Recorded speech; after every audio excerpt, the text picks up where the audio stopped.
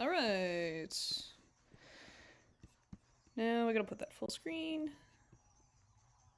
Where's my button? There's my button. There we go. So welcome to the slightly scuffed,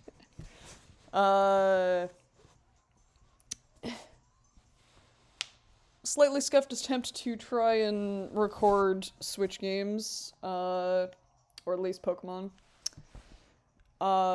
Yes, my screen is going to be mirrored because I'm using my phone camera as a remote webcam. Apologies for that, but it is how it is for now. I don't know how to fix that. Did you find a thing in the settings to flip mirroring? Or are we just gonna have to live with this? Not quite yet. One moment. Okay. If you hear other noise in the background, I'm dual hunting. I can't get a cam on the second because, well, I don't have a capture card for my 3DS. Okay. So The solution I'm hearing is to run it through OBS and let OBS flip it for you. I mean it is running in OBS, but it's running as a browser window. I may just leave it like this. It's recording footage, which is good enough. Although it is cropping a little bit because I can't get it any lower than this. I don't have anything lower than my ottoman to set my camera on. But yeah. So this is my Pokemon Sword team. They're from a couple of different games. I've posted clips for my Shiny Silvally there, Kamile. He was a type null from Ultra... No, not Ultra. Normal Moon, because I did the short resets. My Shiny Zamazenta is from Pokemon Go, from the Go Fest last year. Or I guess this year. Bee and Vespa, my two shiny Poiple. One is a shiny Naganadel now. Both from Ultra Sun and Ultra Moon. My shiny Lunala from this game. And my shiny Yveltal, also from this game. And I guess I can show off a couple more, because I have more than that on this file. We can get into it. Yep, there's Bee. There's Vespa. There's Kamile. The OGs from my Usum team. We also have my lovely lady Eclipse, my shiny Dawnwings Necrozma. From the... Was it a Go Fest or was it Tour? No, I don't know. I don't remember what the big... It was the big raid series with the fusions. I don't remember what event specifically it was. As I said, my Lunala from DA's, that was my birthday week. That was amazing for shiny hunting. Indra, my shiny Tapu Koko from Go. Malorn, my first full odds legendary from Ultra Sun and Ultra Moon, and my only full odds legendary currently from Ultra Sun and Ultra Moon. That had no right to be caught in a beast ball because I was not prepared. I'm doing more hunts on the same file. Like, the file that I'm hunting Kartana on is the file that Malorn came from. I have not beaten the league on this file, so my entire team is, like, level... mid to late level 40s. I have a catching Smeargle, but it's very underleveled compared to everything that I'm trying to catch, which is, like, level... What level is this Kartana? Hold up. What level are you? Maybe you should throw the Smeargle just into the like EXP train mission thing, just to go in the background. Well, the problem is I'm hunting Kartana it's level 60. The problem is it took me so long to find Kartana again that I'm like, I'm not leaving until Kartana's shiny. Oh, wait. Nope, sorry. Smeargle in Sun and Moon, not Smeargle in Sword. Never mind. Yeah, Smeargle's in Sun and Moon. Yep, nope, that makes sense. I would love to find a Sword Shield, there's an auto training like level. Oh no, there's a couple guys that I have to train. We'll go over one in a second because he's also in my box. But this Malorn I think caught in 3 beast balls, which was wild. Like, statist Did I get the status off? I think I got the status off.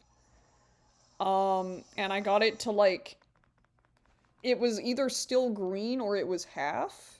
And then it caught in the third beast ball and I was like, what do you mean? So very lucky to have this. All of my Alola shiny legendaries have, at the very least, all the ribbons they can realistically have from Alola, plus all the Galar ribbons. The only exception is Vespa does not have the Battle Tree 50 ribbon, and neither does Kamile. B, to this day, let me just go over, scroll to B real quick. To this day, I have only cleared Battle Tree 50 once, and it was with B, my original Tapu Koko, and my shiny Mega Ampharos. Actually, was it Ampharos or was it my Xurkitree? It was either Ampharos or Xurkitree. I don't remember when I changed my strategies for Battle Tree. But yep, this is why I keep the 50 ribbon as B's default title. Because it's just the most flex. Vespa, I'm gonna show Vespa and Kamile too while I'm on this menu. Boop. There's Vespa. There's Kamile. Sad that they missed the 50, but it's not the end of the world. Going back over. We have Zodiark, one of my two Pokemon Go shiny Kyurem. That was from also another Fusion Raid day. I went super over odds to get both of them. It was not worth it. Do not recommend. I would, honestly, I only recommend Go Raids for certain things, and it is mythicals that you do not have the ability to hunt if you want them with your own OT. And you feel like you can afford like a couple remote raid passes, like boot up Pokegenie, go find some remote lobbies, or if you have people to like get a raid group together, go and like go out in person, go raid like around your area if you have a bunch of gyms and stuff. The odds are good, the odds are 1 in 20. You have a guaranteed catch rate if it's shiny. Pretty good, not bad. Spoilers. Guaranteed catch rate of shiny. This is That's a very kind thing.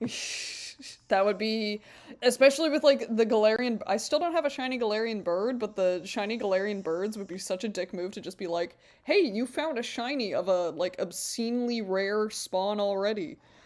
It has the same. It broke out of the Ultra Ball once, and oh, it bled. Yeah, it's gone now. Bye. You're never seeing that for like another month, maybe 2, maybe longer. This is my one and only shiny Zygarde. I also got this on my birthday. I had insane luck on my birthday week. I got this, Lunala, Yveltal, and Kamile in the same week. Was Vespa in that same week too? I got Vespa and Kamile very close together, because I remember, like, setting up for my second Poiple, getting it in under an hour, going, what the fuck, setting up for Type Null. No, it wasn't within the same day, because I had to play through Moon. But it was within the same month, I think. They were very close, and they were both under odds. I've gotten every Giftmon in Ultra under odds.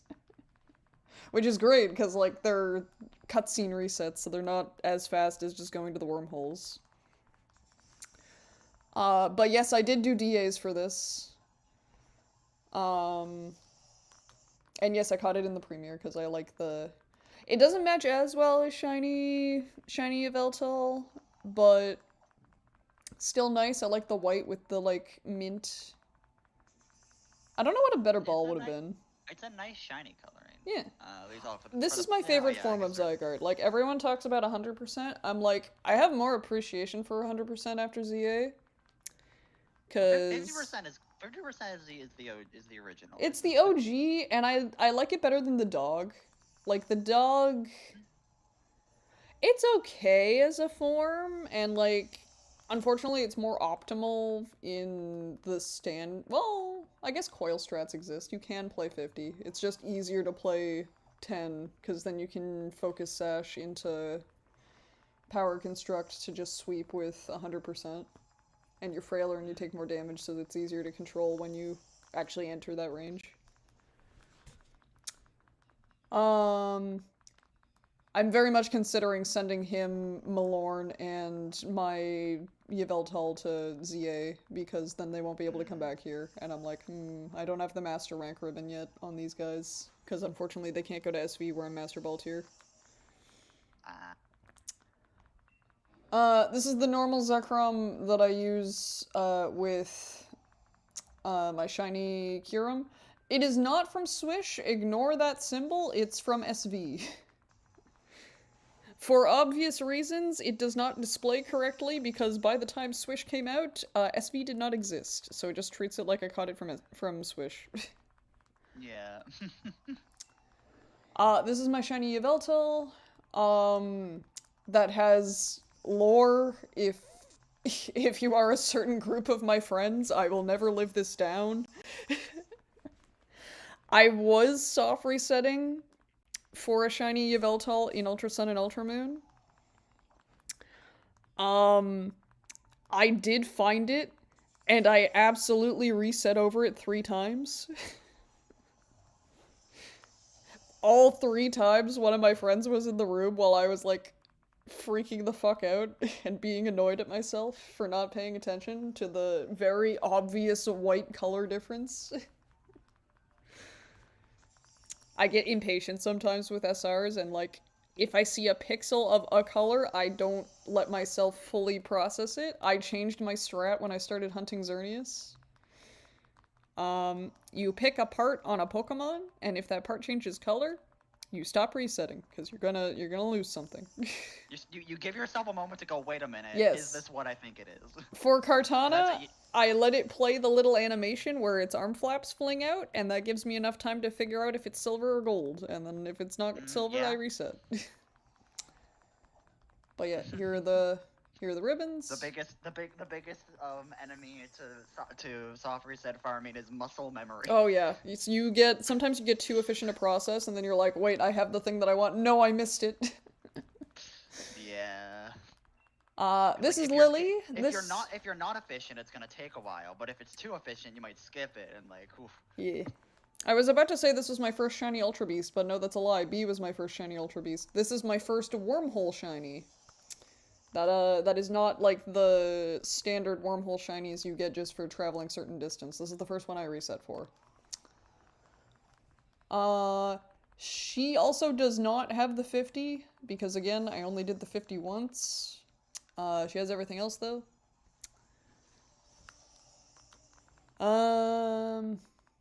What else? Oh yeah. This is the one Ultra Beast I did not get from soft resetting or from raids. This is, my Go Celesteela. Which was the day before the Necrozma event. I did, one local raid on a Celesteela and somehow got it in one encounter. And then I was very happy, because this is... Is it my most used Ultra Beast on my old team? Like my original childhood Gen 7 team? I think so. I was absolutely that kid that did Leech Seed Ingrain strats with Heavy Slam. Although I kind of want another one because there are 2 very different Celesteela competitive sets. There's the wall, and then I don't know if do you remember what Automatize does? Is that move or ability? It's a move. I don't know. I guess Seal move that like makes you fast? It makes you fast, and I think it also raises your attack stat, but it makes you lighter. So the trade-off basically is you can't take advantage of Heavy Slam, but in exchange you get a buff to speed so that you're turning your rocket ship into a sweeper. And then you just sweep with Flamethrower. I think you also get Flash Cannon on that set. It's a decent sweeper. And you can still have, like, Leech Seed on for sustain if you want it. But yeah. Here's the ribbons.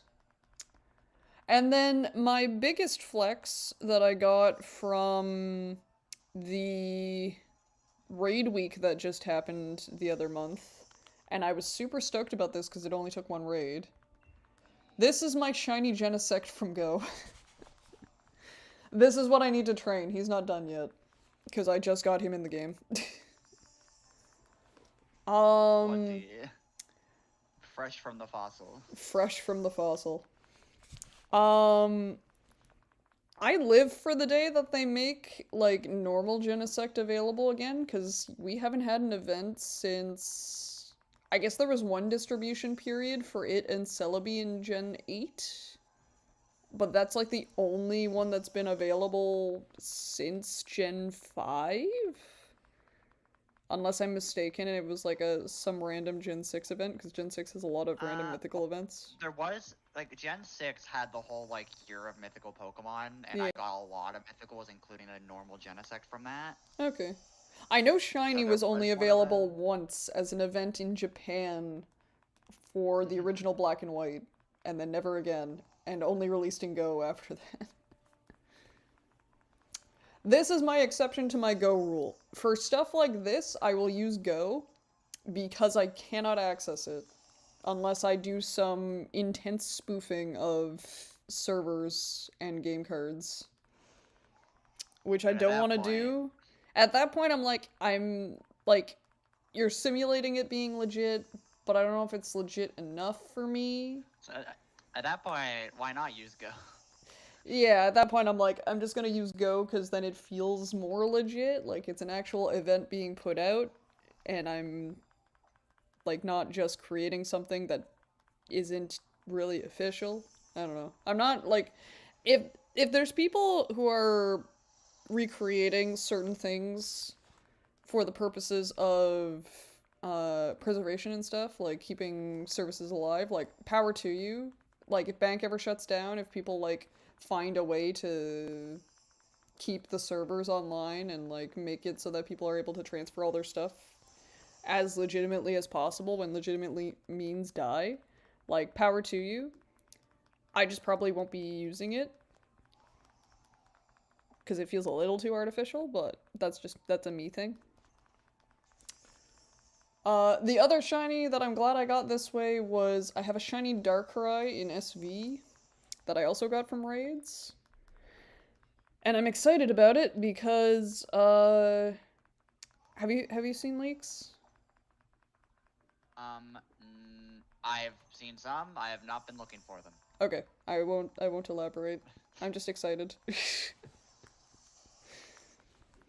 But yeah, that's all the shinies I have on the. Well, that's my trained shinies. We also have my untrained guys. This is a random shiny Heatran that I got from my first raid after getting the shiny charm because I did my living dex for Keldeo. So nice. Not really a chase shiny for me, just kind of cool to have. Um, Also, I don't know what the gender ratio is on Heatran. Like, is Heatran all... I feel like female Heatran is rare for some reason. Is it 50-50, or is it, like, does it have, like, more of a ratio? Or is it set, like Cresselia? Because Heatran's one of those ones where, like, I would never assume that you're a girl. But also, like, how do you gender the magma monster with the toy airplane on his head? In a way that isn't PG friendly. She do have them fabulous purple eyes, though. I also, this is another thing that I will allow go for. This is so stupid. The only official way that's not go to get a shiny Meltan is garbage because they have never made a way to evolve Meltan outside of Pokemon Go. Yeah. So you can never have a legal Meltan that is obtained in Swish ever. Shiny. You can have a legal one that's a gift of a normal one. You cannot have a shiny Melmetal with a Swish logo That did not, yeah, that did not come from Go. That is entirely the reason why I will never be completing the Let's Go Pokedex, because I can shiny hunt everything. I can shiny hunt and catch everything in that game in other games.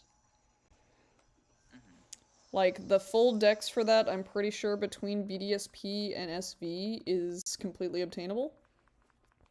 I just have no reason to go do it. Like, do you want to shiny hunt the Kanto Pokedex plus Melmetal? I mean, I want a shiny Mewtwo at Essentially. some point, but like... I also just don't like the catching system. It requires me to abuse motion controls, and I feel like if I'm doing that for an extended period of time, I'm gonna get so tired and so bored. Like, I do the shiny hunting, that's kind of a nice little side activity to do while I'm doing other things. Like, resets are nice, because I can kind of just not pay a super huge amount of attention to it, just, like, have the volume up so I know when animations are going off and when to reset. Check and see what the color is. SV shiny hunting is okay, but it is a test of my depth perception. It's like I have to sit 2 inches away from my screen for certain Pokemon because they are pixels. And or the hue change is oof. Very glad that ZA was like, you know what, we're gonna bring back this quality of life feature that actually made shiny hunting kinda not a pain for certain overworld shinies. It's also good when you have Pokemon spawning like 360 degrees around you, because sometimes something will just spawn completely out of your line of sight, and you'll have no idea there's a shiny there. And then you'll just hear a sound, and you'll be like, huh? Where? What? Huh? Where? I had a Badoo at one point during my playthrough of ZA when I was getting my shiny charm. Spawn on the roof of the... Do you know the big clothing center? Like that little... It's like the big expensive strip mall? Yeah. I think so. It spawned on the roof, and I heard it from, like, I was just changing my character customization. And there's like, ding? It was a birtleding, and I'm like, huh? I'm shopping. Huh? What do you mean they're shinies? Listen, of course shinies would have expensive tastes. They were acquiring the fancy clothes. And here's my Melmetal. Yes, I had to go get 2 so that I could have my living dex. So we got Baby, and we got Big Boy. Unfortunately, the other thing, like, Melmetal got shafted so hard because not only can you not evolve the shiny that you get, if you do have a shiny Melmetal from Go, it can never Gigantamax.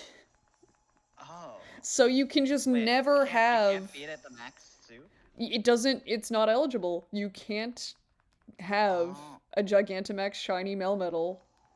You can only have a normal one. Yeah. Like, if you ever see a Gigantamax shiny Melmetal in comp, it's a hacker. It's not a legit Pokemon. There's just physically no way to have one. They never did an event for it. You can't, like, feed the soup to him. You can't feed the soup from Isle of Armor to it either.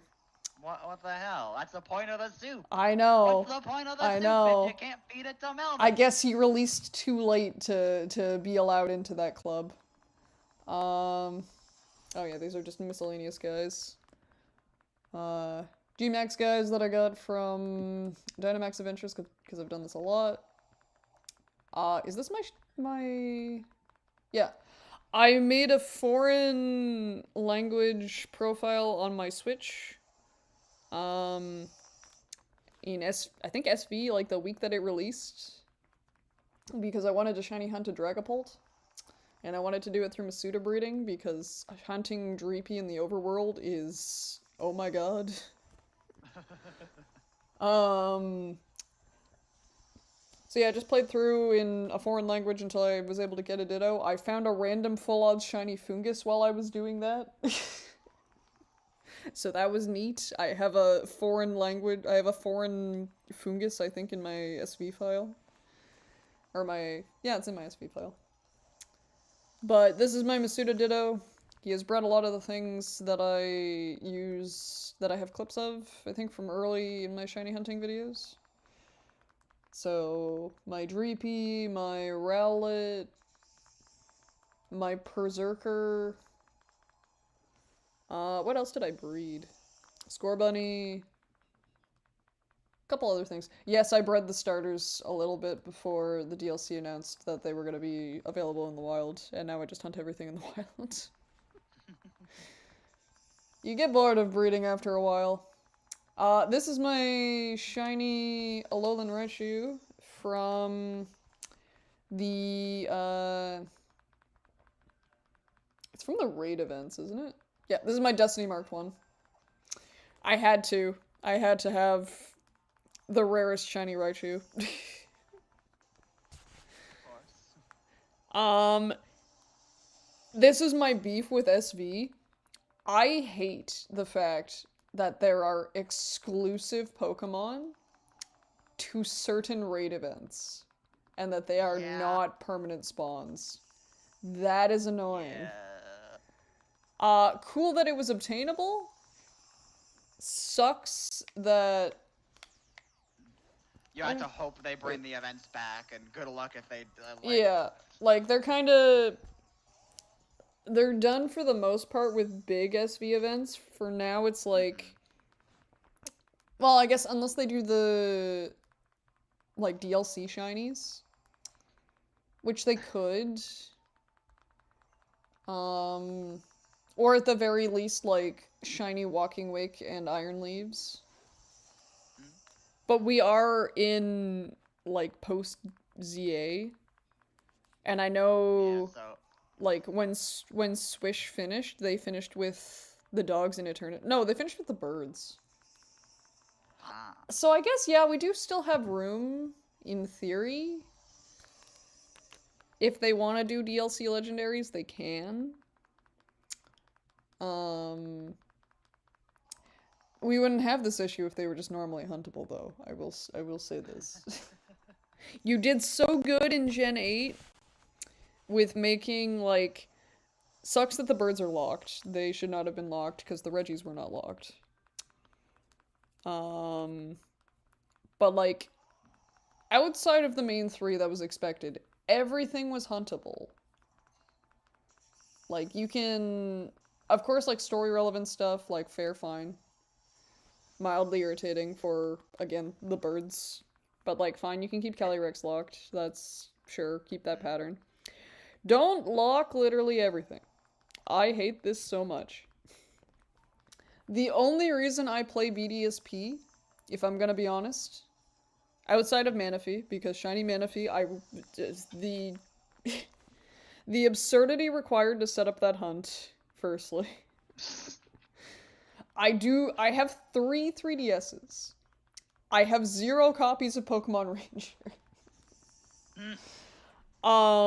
In this day and age, to find a copy of Pokemon Ranger that has never had a Manaphy egg generated is slightly insane. It's only going down. Yeah, it's like the hunt has picked up in popularity. It's not like Jirachi's very easy, at least for me, because I had a lot of the stuff already. The only thing I had to find was a bonus disc, which I do have. I am hunting Jirachi on the side. I can't do the fast strats because I can't get save file corruption to work. I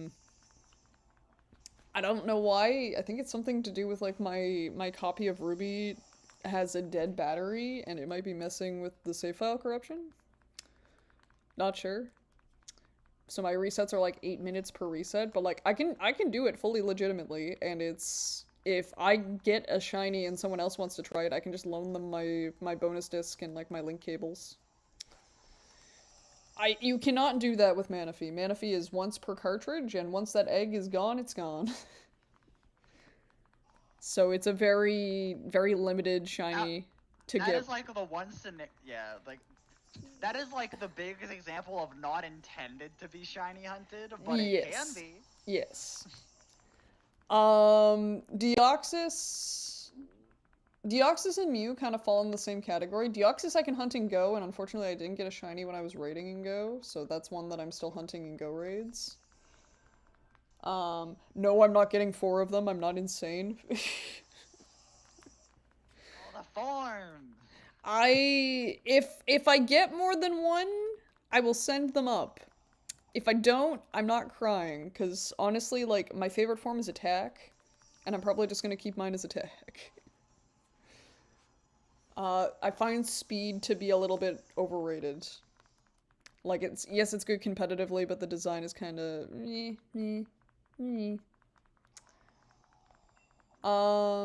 random shiny from DAs. Oh, this is the event Pelipper from that one regional team. Yeah. Random Liepard from DAs. Ferroseed from probably GoFest, if I had to guess. Amora from GoFest. Amora. Corsola from GoFest. This was a Galarian Ponyta, but I had 2, so I made the line. There's another Galarian Ponyta. There's the other one. Durant from Community Day. Dedenne from... Are you from SV or are you from... I guess why would you transfer it back from SV? Well, I did. I sent some over here for the cheap EV training. So some of them are SV mons. Okay. I mean, this is from... Check where... This is from PLA. Says it's from.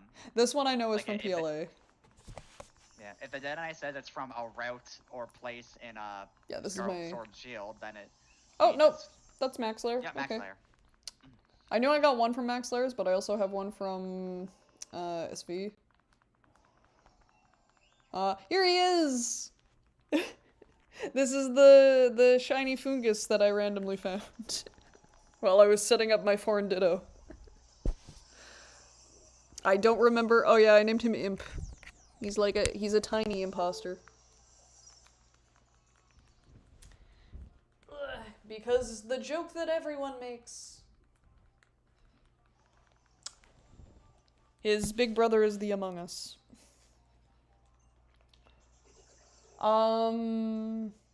Is this my Destiny marked Gumi or is this a normal Gumi? No, not Destiny marked. Probably one of the many that I caught while I was hunting my Destiny marked Gudra. Shiny Beldum from Go. I have a shiny Metagross from SV that I use on a comp team. Shiny Bonsweet from Go. Shiny Milcery, not from Swish. This is from SV during the outbreaks. Because I wanted a shiny Alcremie with the Starsweet. Shiny Galarian Darmanitan from Go. Shiny Spiritomb from PLA. I have 2 of these. One is a clip in my playlist. I have a shiny Alpha Spiritomb on my PLA playthrough team. Which I think she'll just live there. I don't think she's ever moving out of PLA. I think she's just gonna stay there forever.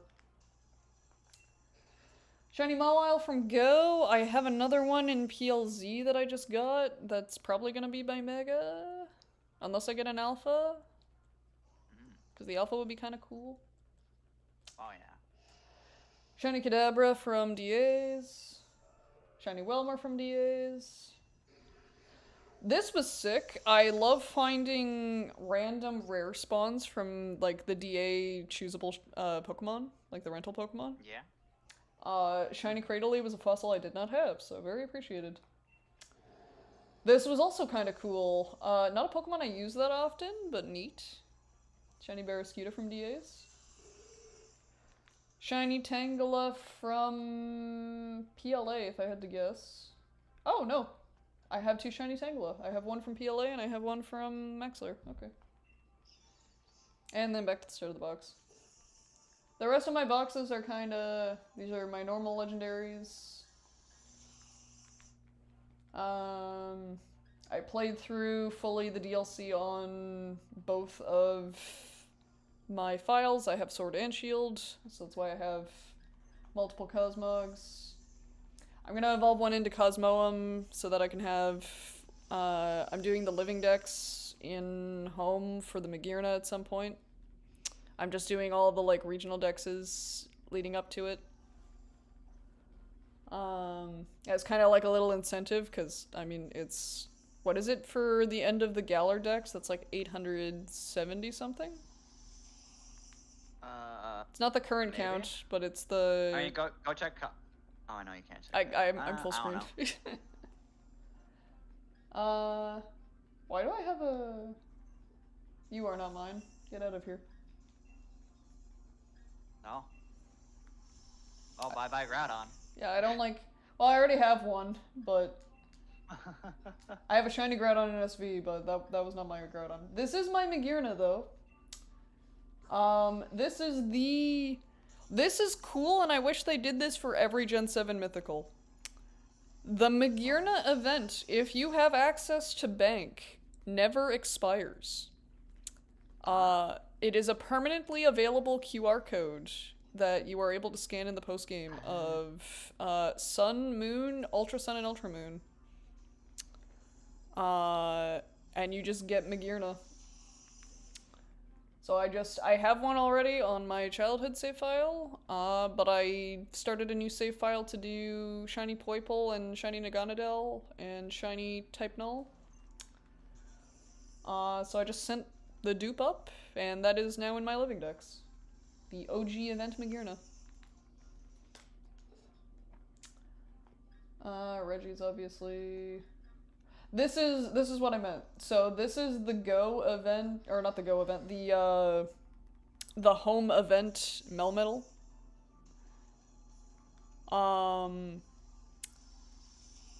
He is the only one that can Gigantamax. Cause he comes like pre Gigantamax ready. Which is very sad.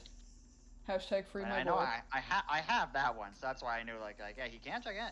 Not only do I know Gigantamax is a thing, but I have one that can. Yeah, this Tapu Koko is also from Alola. This is a dupe from my Ultra Sun file.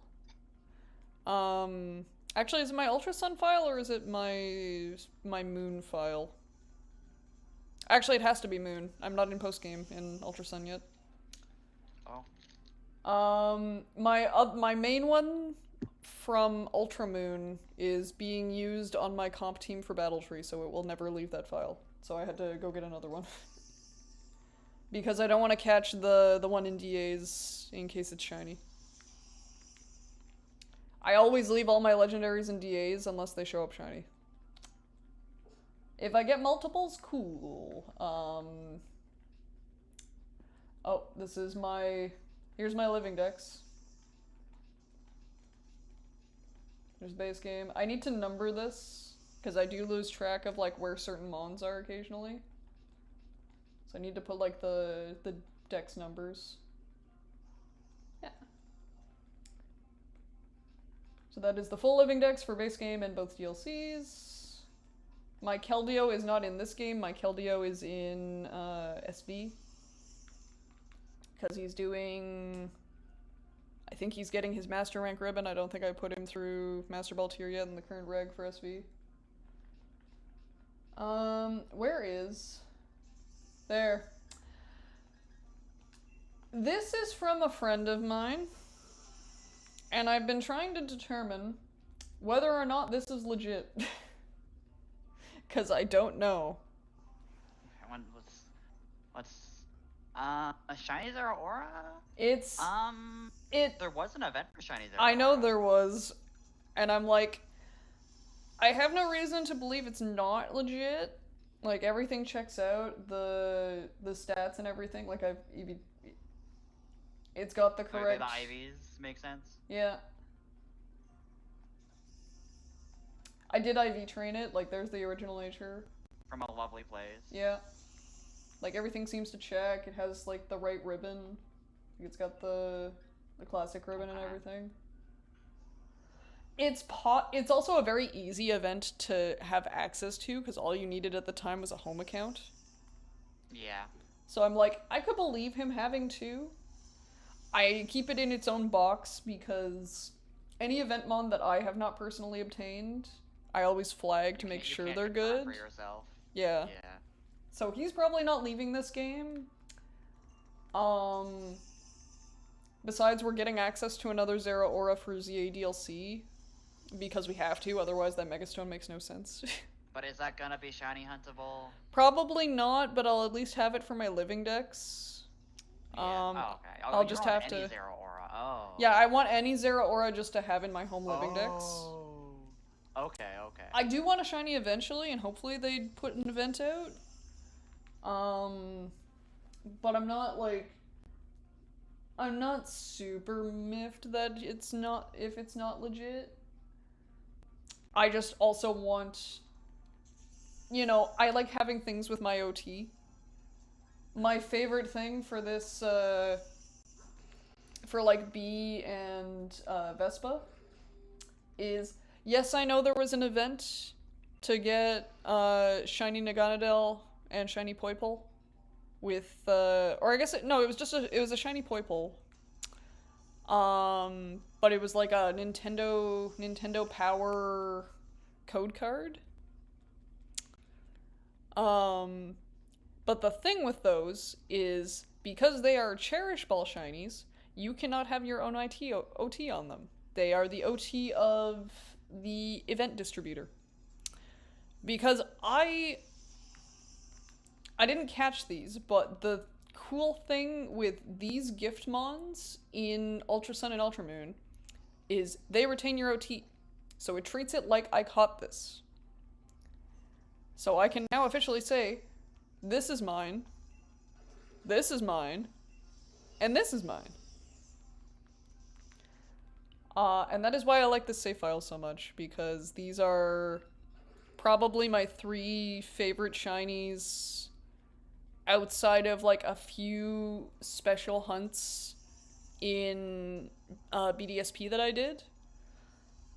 For those who don't know, I have 2 full odds shiny Giratinas from BDSP. I also have the full Creation Quartet from BDSP. Which, if anyone's ever hunted anything in BDSP with resets, be forewarned, Shiny Charm does not work. So you are hunting full odds or nothing. Unless you're doing eggs. If you're Masuda breeding, the charm works for your eggs, but doesn't work for static encounters, doesn't work for wild encounters.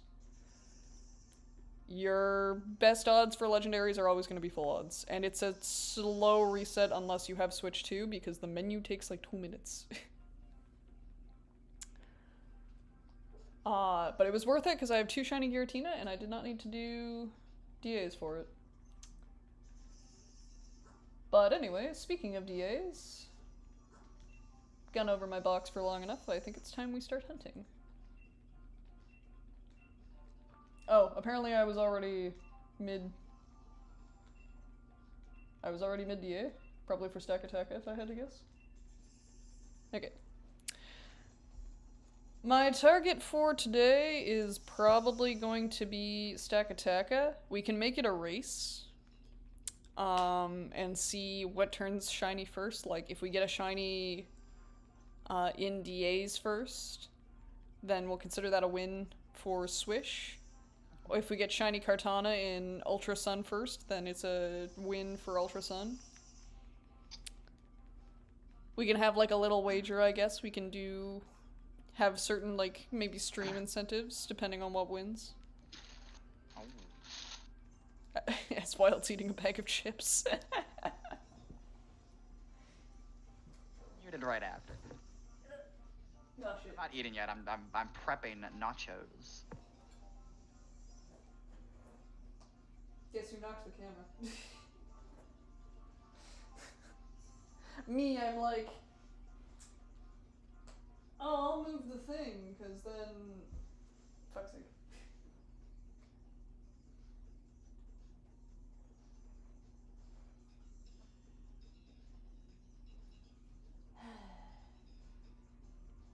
That's not how I want that. There we go. Perfect. I was like, oh, I'll just move this out of the way, because, like, it's covering part of my view of the screen. forgetting that I'm propping my camera on it. Good job, me. Okay. Out of the way would make it easier to see past it, though. If Huh? you think about it. I can If just you move the camera out of the way, it would be easier to see past it. Well, if I move the camera, there's no, like, better place to prop it at the moment. Like, I don't have a stand for it, so I'm just kind of leaning it. I'm leaning it against my Heliana's guide. It's being propped up by a stack of Heliana's, my dice tray, and my sketchbook. It's fine, I don't need to see that much. Okay. What did I choose last time? I think I chose Garbodor because it has Drain Punch. The big tip for DAs, especially if you're doing, like solo, like I do, with the NPCs, please turn off battle animations. You will save yourself so much time. Also, don't pick a Mon that's gonna make the AI have a bunch of useless stuff. Because if they have something that only knows like a buffing move per se, or can't do a whole lot, they will just be dead weight. And they do eat up your lives, so you do want them to have actually like good selections. You can always swap your weak Mon later. The NPCs might not. Yeah. The other thing, keep in mind what your type matchups are. If you do not match up well versus, like, say, poison types, don't go out of your way to fight a poison type. Unless it has something that you absolutely need, like if you're fighting, say you're fighting Zygarde and no one has Wide Guard. Well, you know you're gonna get rocked by AoE moves if you don't have Wide Guard. So, don't sacrifice your ability to survive just because you don't know if you can survive something that's not the boss. Boss is always priority. And you want to maximize your chances however you can. At that point, like, if you have Wide Guard, what can kill you from Zygarde? Like, Dragon Z move. You're not gonna die to Coil. You're not gonna not Coil. You're not gonna die to Bind. That's a non-issue. You're not dying to... You can't die to Land's Wrath. You can't die to Thousand Arrows because Wide Guard. Dragon Pulse, maybe. Is it Dragon Pulse or Dragon Rush that it has? I don't remember. I don't know. Might be Dragon Rush. I believe I don't take this one. I will take the next one, because I want to have a better typing. Do you know one thing I found out while I was doing this route, actually? I do remember this. The Seismitoad has no ground moves, and it has no water moves. So we're gonna have to improvise a little bit. I believe its best move is... Oh, it has Screech. That's what I was using. Screech, to just destroy Stack Attack as defense.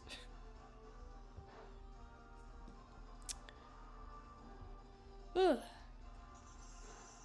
Did you ever get a shiny legendary from DAs before? I don't think I've gotten... I don't know if I've gotten one from DAs. I don't think I've done enough. It took me so long to find my first one. My first one was Saros, my shiny Reshiram that's currently on my Sword or my Violet save file. I think it was like about 50 DAs until I saw a shiny legendary on my screen. It was when I was hunting for a Yveltal path to like start doing DAs for Yveltal.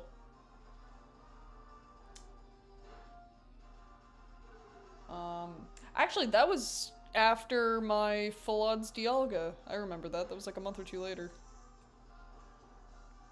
Because I got my... I was doing my tradition. I mentioned this in my channel update video. I always do a full odds shiny hunt when I'm home for like the past 3 years. And I've always gotten my shiny. It's been kind of funny. My dad has gotten used to me having a sudden, like, shocked reaction while looking at my screen. Sometimes accompanied by yelling. It depends what it is. But no, 3 of my 4 shiny quartet I have gotten on vacations while visiting my family. Dialga was Christmas one year, Palkia was Christmas the next year, I think Arceus was Easter. Giratina hates my family though. Giratina is like, oh, I'm only going to come when you're dying of the plague, like super sick.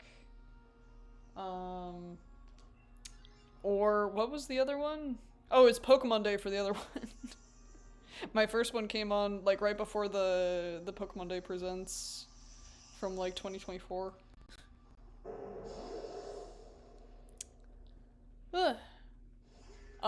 Anyone curious why we're grabbing Scyther? I think it's mostly just to combo with the Screech.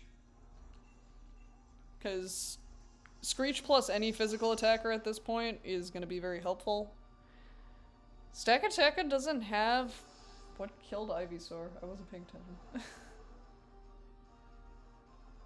What did he die to? Did he get hit by a bug move? Maybe? Or a flying move. Actually, yeah, that...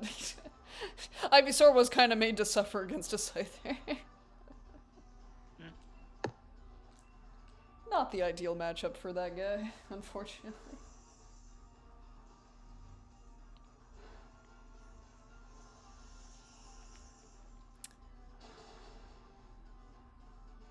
I mean, Ivysaur poisoned it. He did his job. Oh, and he's dead. I wouldn't mind a shiny Scyther, because then I can make shiny Cleavor. Yeah, that's what I'm thinking. Which somehow I don't have.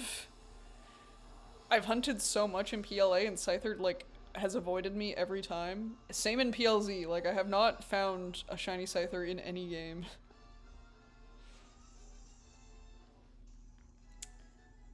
I may have to go shiny alpha hunt one.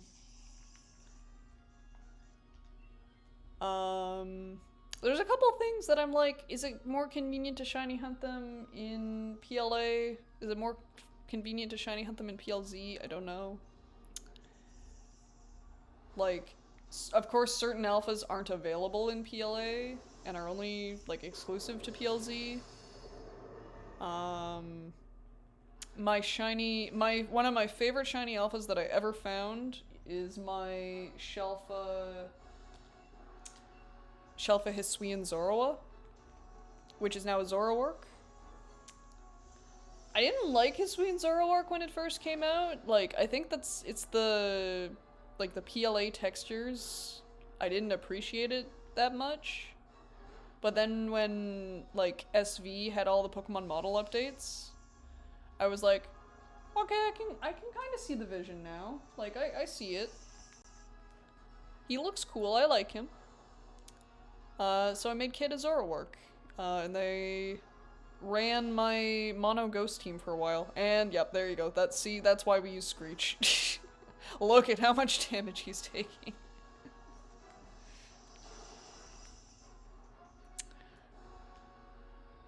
Ivysaur is gonna be the weak link on this team, unfortunately. We got 2 more lives. Shouldn't be too bad. Might be a little close. Might be a little bit close.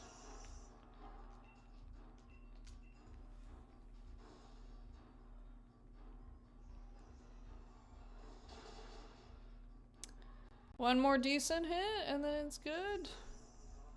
Uh-oh. Survive? Thank you. Oh, uh-oh.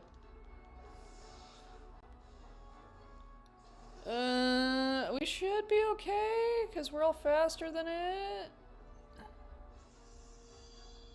Okay, yeah, I think we win. I think we win here. Imagine shiny on the first raid.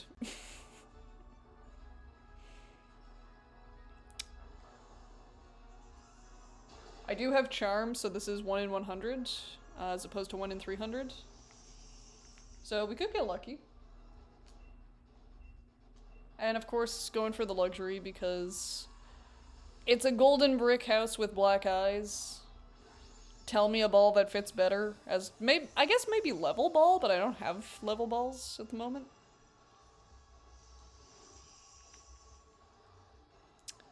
But luxury, honestly, luxury and premier are my go-tos for shinies for a lot of things because it's a clean ball, the animation looks nice.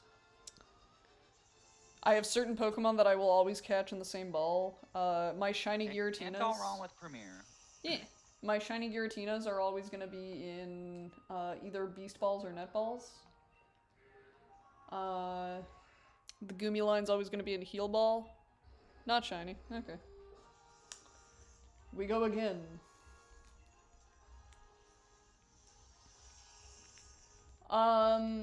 Quick tip, if you have Dynite Ore, you can reset, like, when you see the Pokemon, like, after you check and make sure nothing's shiny. Just soft reset your game. You will keep the exact same route for Pokemon, for rentals, and for NPCs. The only thing that changes is your offerings from backpackers. And I don't know. Do rental Pokemon from scientists change? I don't think so. I'll take more Peko, sure. Unfortunately, it's part steel type. Like, it's a rock steel type, so the ice is not gonna do a whole lot. That's a Tentacruel. That'll do a lot. Hopefully it has a water move. What else is over here? Vaporeon would be nice. Rock types wouldn't do too good. Bug and Steel's not bad. Yeah, for typings, if you can tell what a Pokemon is by looking at the silhouette, try to make, like, an informed decision about what the typing of what the actual, like, full typing of the Pokemon is, what its potential moves can be. Also, this thing's gonna get fucking annihilated probably in 2 seconds. Maybe not. Tentacruel does have a lot of... I think it has high special defense and HP, if I remember correctly. I used to run one on my OG Diamond team back in the day.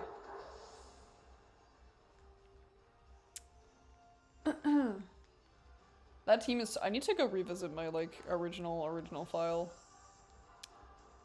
Like, 6-year-old me. And my level, probably 100 Infernape and Dialga. I was a Chimchar kid. I was very basic.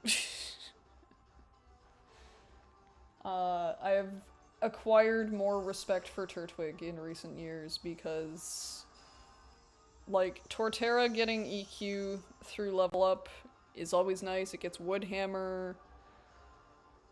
It does have the unfortunate problem that it's quad weak to ice, and Ice Beam is kinda everywhere. But... oh, yeah, the... Tentacruel's just getting super fucked. Wait, it is still... I thought Tentacruel was water poison. Why is it still saying Aura Wheel is super effective as a dark type move? That was Does strange. poison resist dark? Huh? I don't remember that. Does poison resist dark? No, he was saying it was super effective. Oh. Interesting. Does it... Wait. I don't know. I was gonna say, I don't think dark type is... I thought it was neutral. Yeah, it should have been. Unless maybe I'm... it was taking the electric type because... Maybe it was thinking of it like it was Dynamax an electric type weirdness. move still. I'm not sure. That was strange. Oh, yes, I'm taking that. Excelgor is our bug type. Sure, he's Against gonna get Rock walled a Steel. little bit. But he's en route to, I think it's the steel type at the end, which is gonna be good for walling his rock type moves. And also, is it neutral or is it super effective? Steel versus rock steel. Rock steel, I don't know. I don't remember. Does the steel resist steel? That is the question. Yeah. Does steel resist steel? I'm not sure. 'Cause I know rock is weak to steel, but... Ooh, struggle bug. Oh, it's lowering my special attack. That's annoying. Oh, burned the Excelgor. Carablast and, like, Excelgor... Carablast in general, like, the whole line... Cool concept. I like the idea of, like, trades Trading two impacting specific ones. evolution, like, genetics.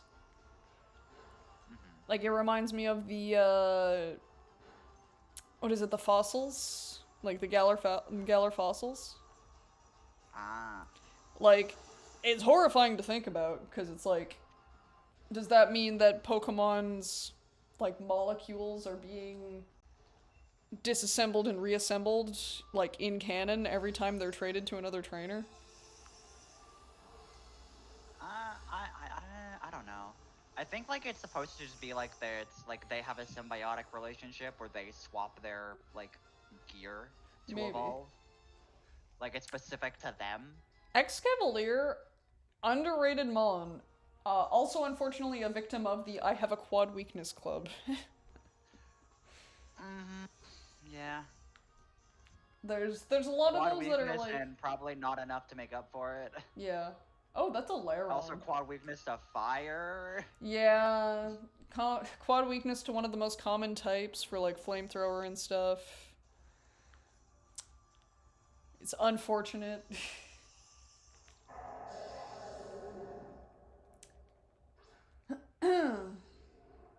This Lairon's... You're a ground... Yeah, you're a ground type, okay. I was about to say, I didn't know if you were pure steel still, because I'm pretty sure that Aeron is just a pure steel type until it evolves. But no, it's a ground steel type now. Why are you using electric terrain? It's a ground type. I ain't gonna do shit. Except, I guess he can't go to sleep anymore.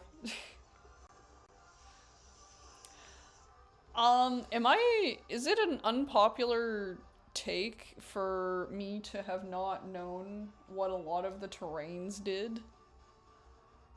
Because a lot never... of the terrains are very weird and specific. Yeah. Like... And not all of them... And most terrains don't really have that many ways to set it up. Like... I still outside forget what is it? Psychic terrain? Actually, no, fairy terrain is the one that I'm, like, the most lost on. Electric I know by heart now because I use, Electric has so many Pokemon that actively synergize with well, it. yeah. And it has, I think, multiple Pokemon? Maybe not.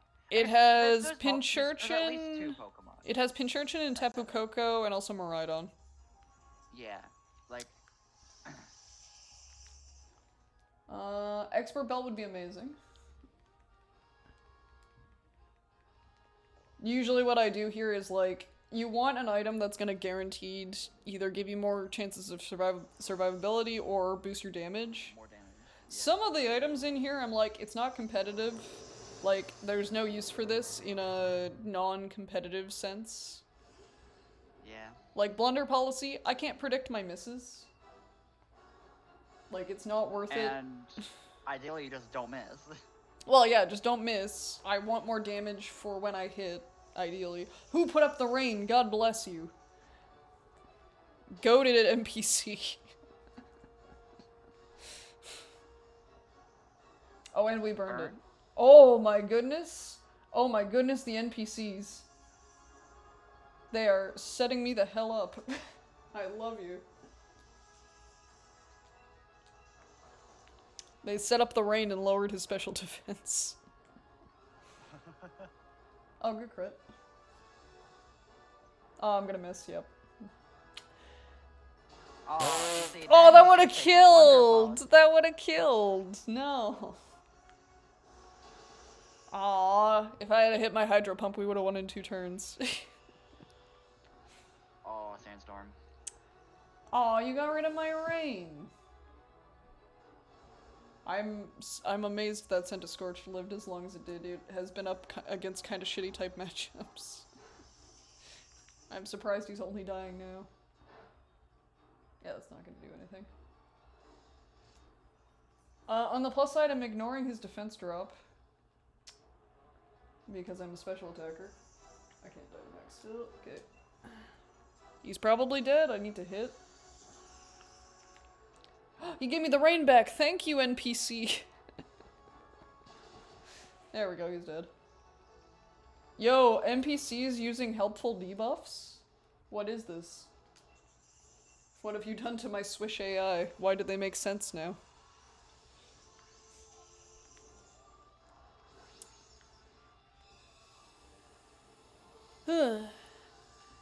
What's your bet? Did we hit the 1 in 100? Statistically no, but Never tell me the odds.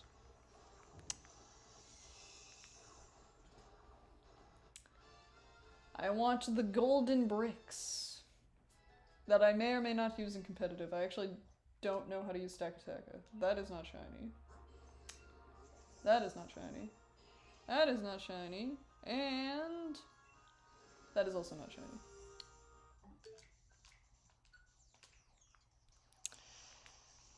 Another tip for this, the first 3 resets will not cost you any ore. So if you have a good path and you just want to run it a couple times, feel free, because they will not start charging you until the 4th reset.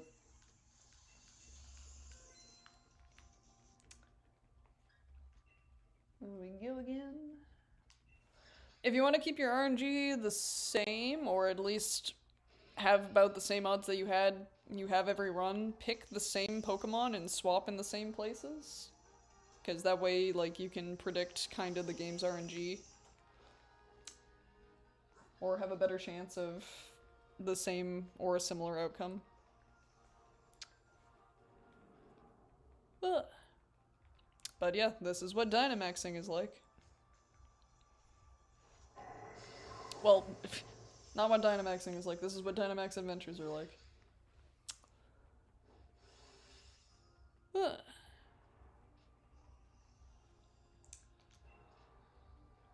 Or wheel.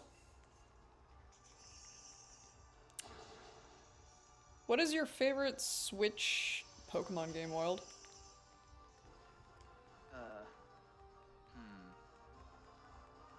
I don't know. The problem is that there's bits from a lot of them that I do kind of like.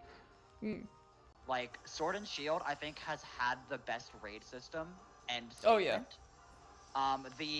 Mainly the like menu you have to like see raids as they pop up for other people is amazing, and I am still sad that they did not keep that for Scarlet and Violet and just have a worse system. Scarlet and Violet raids are so disappointing because because they're trying to emulate it being basically the raids are being run like it's 4 1v1s happening at the same time.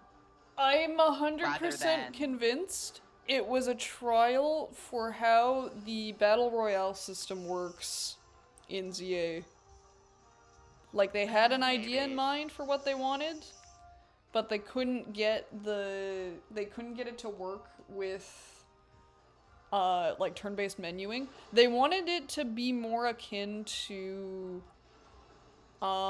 if you've ever played Final Fantasy VII Remake, they have a hybrid system of you have like control menus, but it pauses real time to let you go through. Well, it doesn't pause. It's Yeah, like yeah. it's super slowed down. Yeah, yeah, yeah. So that you can like select spells and stuff. The problem with it on Pokemon's end is like And the way that they implemented it with online is just so janky. yeah. And the thing is basically, you select moves for Scarlet Violet raids, and every move you select, the opposing Pokemon will throw a move back at you specifically. It's not equivalent. Like raid Pokemon, Yeah. sometimes I'm like, I don't know Like, how many moves you're getting a turn. Sometimes you're just throwing out like. From what I noticed, it's usually like one move per person using a move. Yeah. And if you're too slow, and if you just hold your move and don't do anything, they might just attack you anyways. It's Sword and Shield had the better raid system as a whole. Yeah. Scarlet and Violet, I liked what they did with the updated textures for Pokemon. Yeah. And I liked you know, it would have been nice if they were a lot better on optimization, but I liked what they tried with the open storyline concepts. Yeah.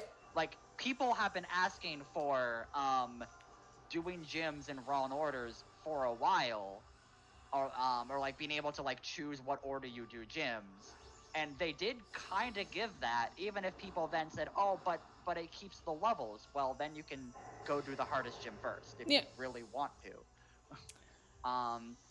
It's not, I don't know if it's the perfect implementation of the system, but I think it brought a lot of cool things. Yeah. And also, yeah. Then we have, Let's Go was fine.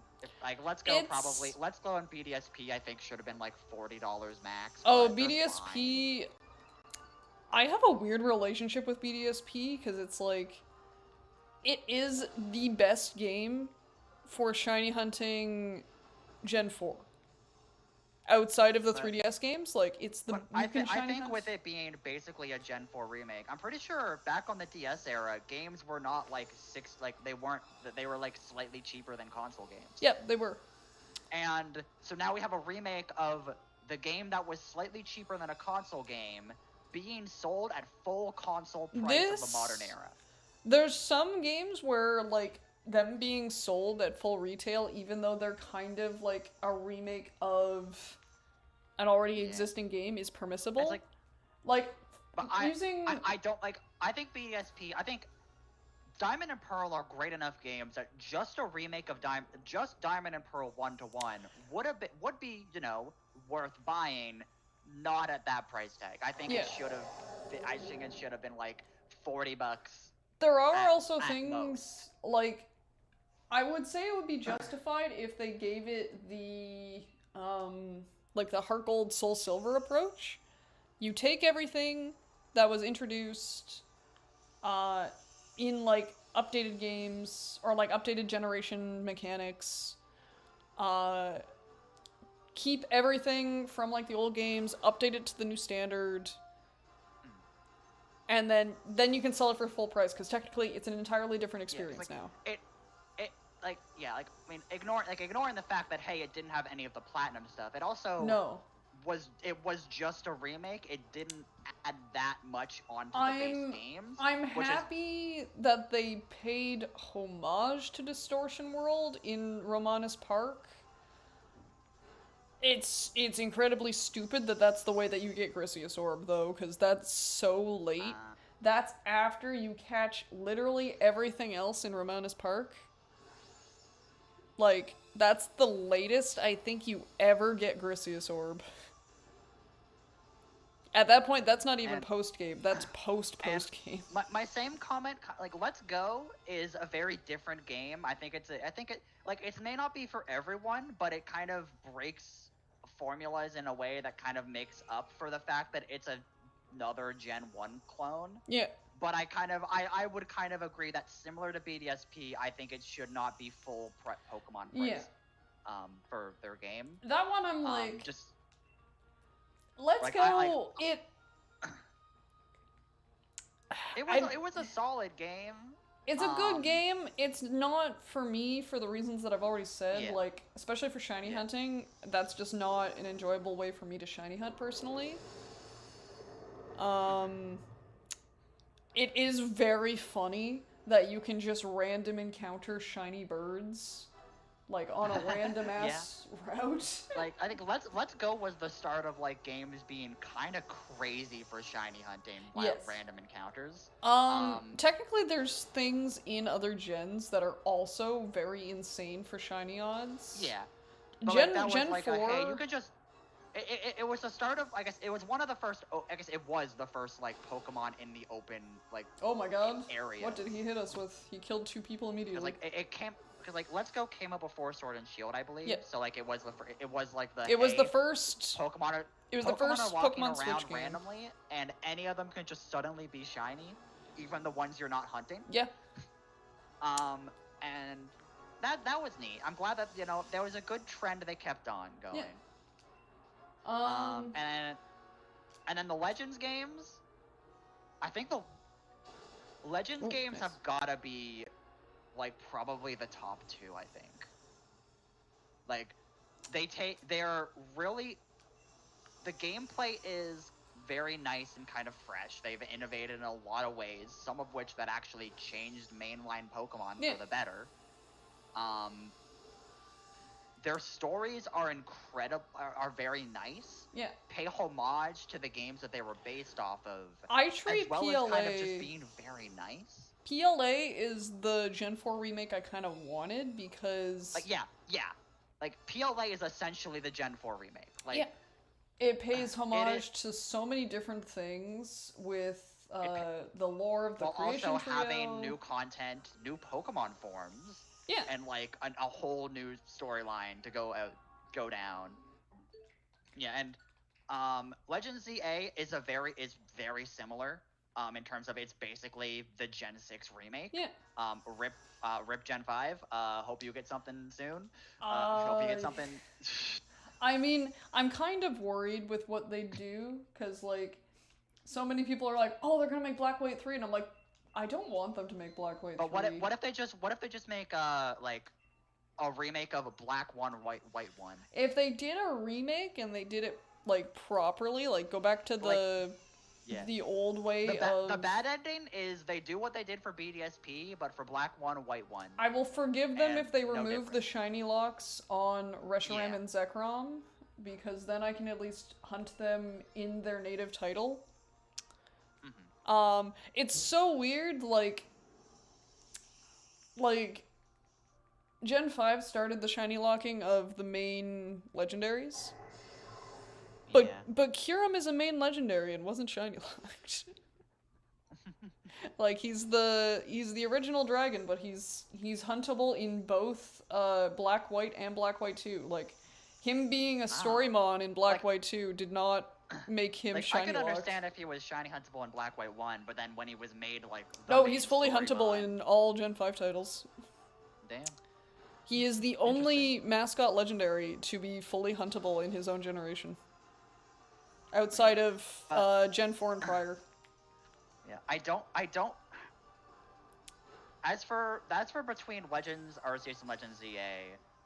It's a kind of I don't know which one I would put above the other, because I do think they kind of do some things a little better. I would put ZA higher. ZA has has like incredibly better gameplay mechanical innovations. It has a better progression. I like PLA because it's the first game where keep in mind, PLA was the first like open like run around like throw Pokeballs. It's a love letter to the people that like completing a Pokedex and like looking at every aspect of a Pokemon. I think it does that very well. Unfortunately, because the aspect is on sort of more forced exploration, you are locked in the same area for a long period of time, as opposed to ZA, where you can kind of wander wherever. I know the tutorial has invisible walls. Once you get out of that short section, you can kind of go anywhere. Yeah, but like the tutorial having invisible walls is not limited to ZA. Well, yes, that's kind of just And a lot of games nowadays. like, unfortunately, yeah. And the reason the walls are so noticeable is because the area is so big beyond those invisible walls. It's big and people want to go do things, but then they get held back because like you're not stuck in a starter town that's like 3 houses. No, you're stuck in a section of. And you can't go to Route 1 yet. No, you're just stuck to this one alleyway. Yeah. And like the wild areas unlocking, like it makes sense. There's story reasons for it. It doesn't feel like they're. And it doesn't feel like it's empty space until it gets filled by a wild zone either. Like it's populated. Yeah. And it was nice to kind of go, oh, I'm going to go do these wild zones now, progress a bit of the story. Oh, sweet, there's more Pokemon to catch. Let me go do those. And like it kind of, it balanced out the fact that you are kind of stuck to one city and there is no new areas unlocking. What was it? The addition of side quests too, like more side quests that you can do in between story objectives. It gives you a lot of variety. The fact that every side quest is found throughout the city instead of having to like go around the town hub in Arceus. There's like you have tasks that are given by the professor, but that's not how you get every side quest. Like there's some side quests where you have to go and actually like talk to people, explore the city, poke around. Legends Arceus. Yeah. Which is nice. I'm glad they kept that. They're keeping like the good RPG elements. None of them are required, which is great.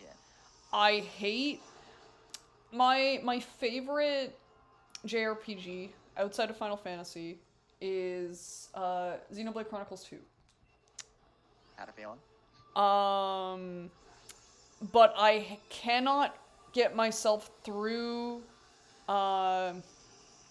Tora the Golden Country, or Tora, not Tora, that's...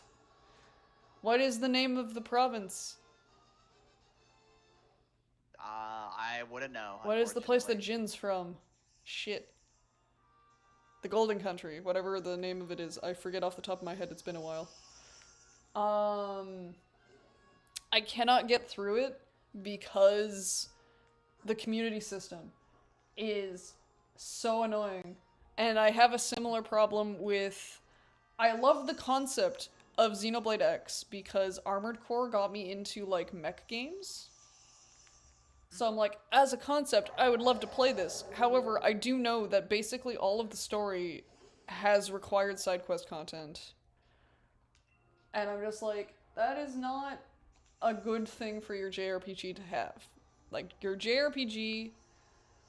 Unless it's main story content and required to progress the game state, nothing should be required in a, like, game focused around exploration. That just feels... That no longer feels like exploration, that now feels like the game is requiring me to find this, where is it? This is why I also like games like Hollow Knight. Like, yes, there are required things, because it's Metroidvania, but it's very clear on, like, hey, you can't go here yet, you need this thing. Or, like, keep note of this for later. Like, it's a very natural reason for why you can't do things. And it never feels like you're being walled, per se. It just feels like, oh, I need to learn how to do this, and then you can feel yourself getting better. Like, you feel yourself evolving over the course of the game. It's not an arbitrary thing like, oh, I haven't talked to this one random person in this very specific town to unlock a trigger that I didn't know about and had no indications for. Like, padding like that I don't like in games. Especially RPGs, because, like, you're already watching a lot of required story content.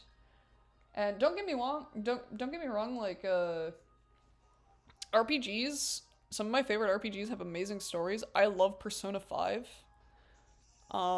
Great story. I've played through Royal fully 3 times, I think. I have 100% in the Persona Compendium.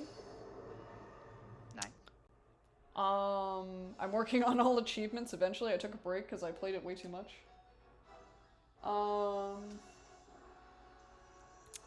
But, like, There's no required side quests. There's not even required... Okay, well, I have to amend my statement. No. There are required confidants. They are very minor requirements, but it's still kind of my point. Yeah. Like, it sucks that story content is locked behind this arbitrary thing that you might not know also, about. Ideally, you know, you want to try and go for every confidant anyway, Well, yeah. if you can. So, like, if you get all of them, or at least most of them, you will find all the secrets and find the extra story content. Yeah. It's just, it also kind of sucks, because, like, if you're going in blind to Royal, it does kind of hurt after you've been playing for, like, what, 50 hours to get to the final palace. And then you have this weird ending. And you're like, wait, there's supposed to be one more palace. Like, I'm not actually done with the game yet. Like, what happened? Although the game was, like, Persona 5 was built for, without the extra 6 palace to be a conclusive ending. Yeah. It's just that it's extra content. Yeah. And it'd be nice to reach it, but it's also like serviceable without you get to, if you get to that original ending, what's her name? Oh fuck. Kasumi. Like, you never have a point for her character, she just exists. Yeah. So it's like, I don't know. Anyways, back to rounding things out. Yeah. My rating of Pokemon games. That was the question, like 10 minutes ago. It's the Legends games are difficult. I like the stories of both. I think I like the story of, like, the plot twists of Legends Arceus. I think were way better. Yeah. But I still like the story of ZA, and I think its improvements are a lot more interesting than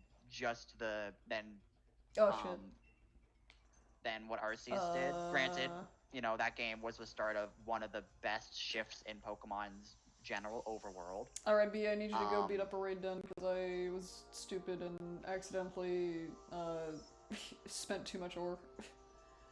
Oh, whoops. I think this is bound to change. I think ZA is probably my top one. Arceus is probably, like, close behind it. And I think Scarlet and Violet's probably my third. Just... It's weird because it had a lot of faults, but also, like, I was done with Pokemon by the time Scarlet and Violet started getting teased. And I only got back into it because I was like, oh, it actually kind of looks like these games are kind of addressing a lot of common complaints I've heard, and there's a lot of interesting adjustments they're making. I took a break. Terrestrialization is, like, the best mechanic, both in how it's balanced for the story, and also how it is a power boost that does not just fully break certain Pokemon. It's great to have a mechanic that is not mon-specific. Doesn't give, like, as you said, like, it doesn't give us an unfair advantage to any one Pokemon.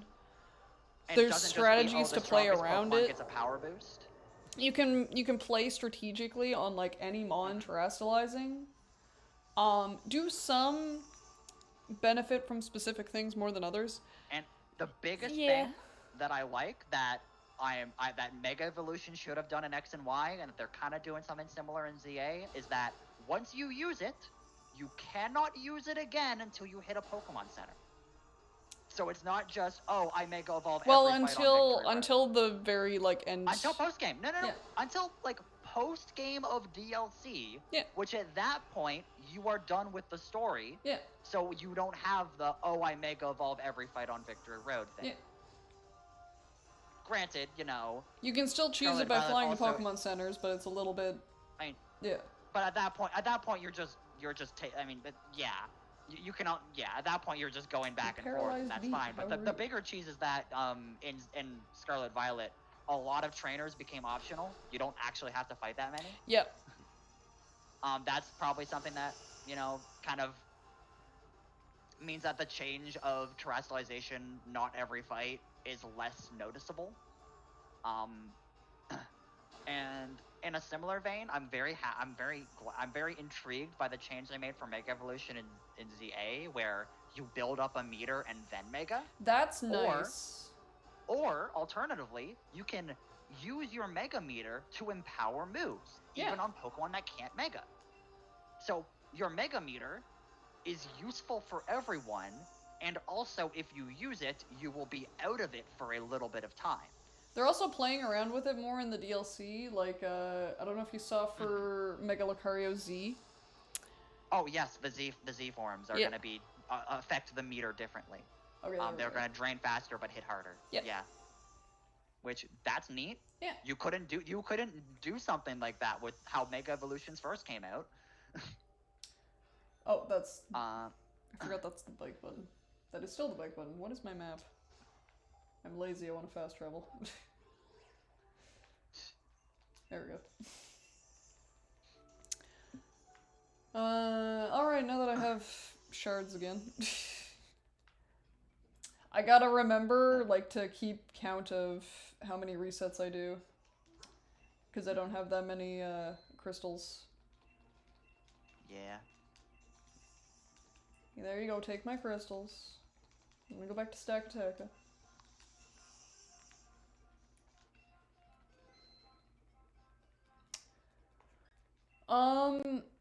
I guess other things that I like.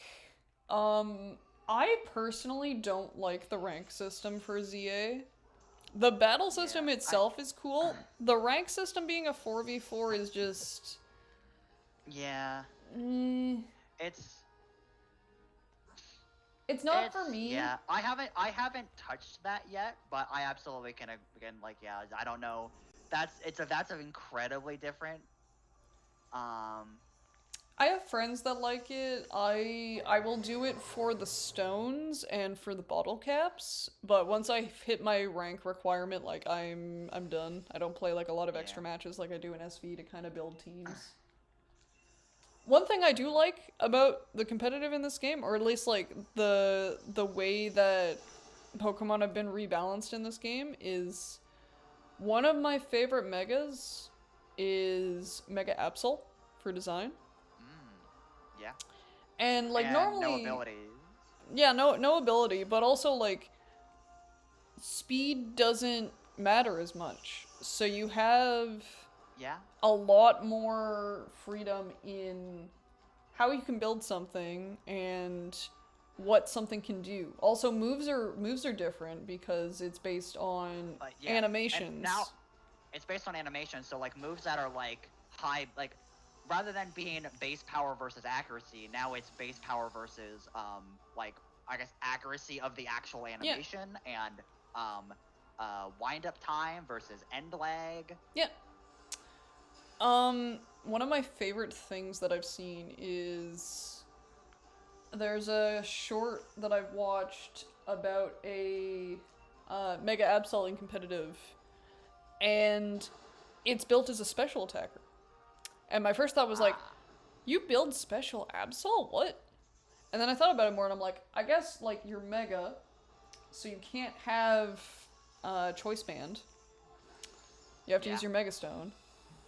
You don't rely on speed. You, like, special animations always, for the most part, have the benefit of being ranged. Special attacks don't need to walk to the enemy Pokemon to hit them. Yeah, unless, like, you can have good melee combos with stuff like Extreme Speed.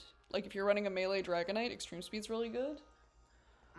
But, like, Ice Beam has super long reach. Dark Pulse has really big reach. You have a lot of, like, really good moves in that pool. I think Absol also gets access to Shadow Ball. Your special attack stat is the same as your speed stat. So honestly, even as a non-main attack stat, still respectable at 115.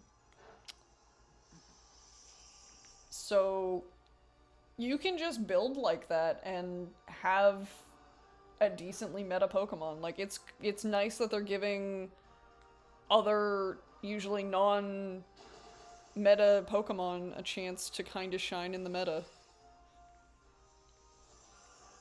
Not to say that normal VGC doesn't do that, it's just a lot harder with ability restrictions and speed restrictions to play certain mons in like a standard VGC format.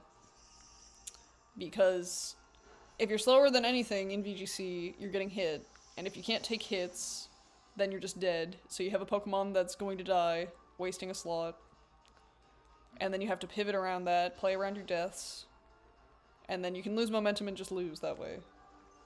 So whenever you're planning for VGC, you always want to have a good counterplay, look at your opponent's team, see what they have, see what you can use to deal with it. If you know certain like meta staples or like what things are often running, play around certain moves, like if there's type coverage that you know that something's going to have, obviously don't send out something that you know is going to get bodied by that coverage.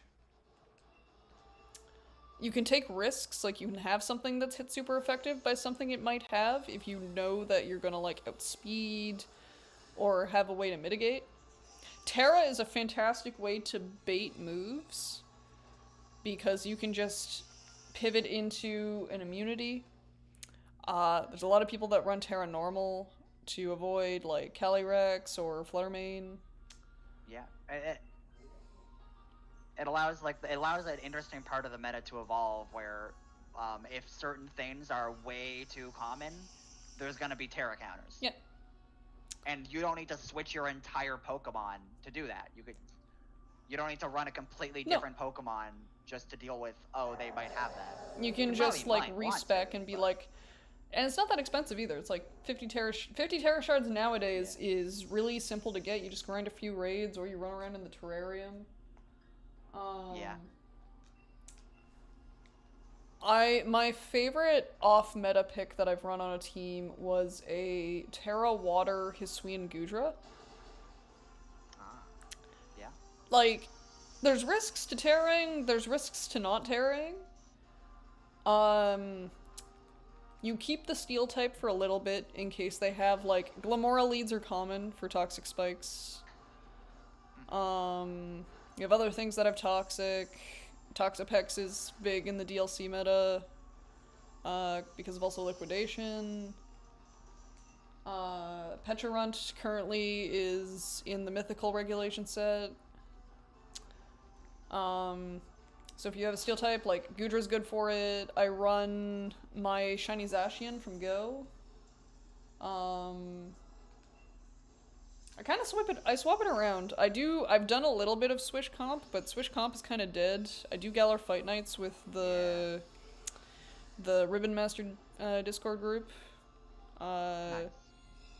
I'm not today, I should actually. What time is it? It is. I don't know what your time zone is compared to me, so I can't make a guess.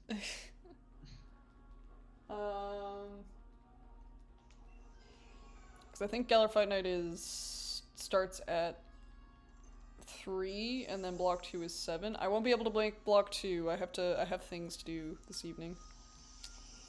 But I can maybe do block 1. If anyone doesn't know what it is, it's a little thing that they put on to try and get Swish Ribbon Masters, the Master Rank Ribbon, that can't come to SV for competitive. So, like, the Ultra Beasts, the Tapus, the Aura Trio. Is it getting a bunch of people queued up at one time so that you're more likely to actually get matches? Yeah. The unfortunate thing is, like, because Swish Online is kind of dead, outside of Wonder Trading, or, like, other things like that, it takes a while to ladder, so I'm still only Pokeball. And even then, like, Swish meta, I don't play on meta. I have a rule for my competitive teams where I can only use things that I've shiny hunted.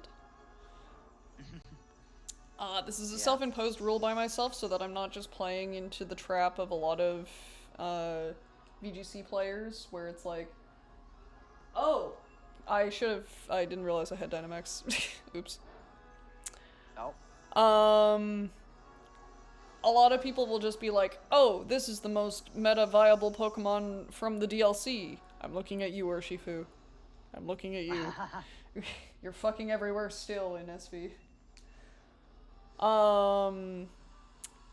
But like Urshifu, Calyrex, Regieleki is also super. I guess Regieleki I could have shiny hunted, but I wanted to finish my decks, and I didn't want to wait until I finished my Regieleki hunt. So that will be unfortunately something I'm probably getting from Go Raids, unless I just decide to go do a new playthrough of Sword.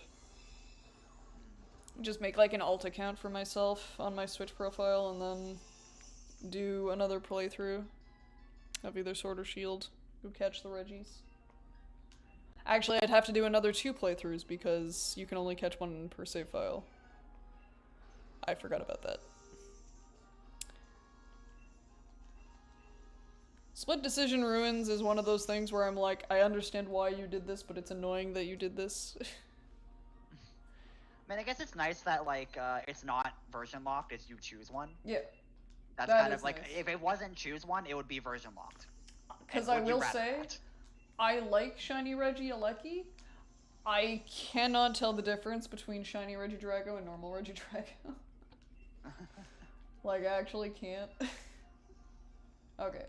Let's get a new route for Stakataka.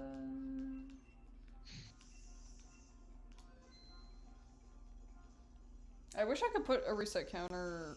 I guess I could have a reset counter on my stream overlay, but it won't update because I don't have another monitor to look at my stream overlay.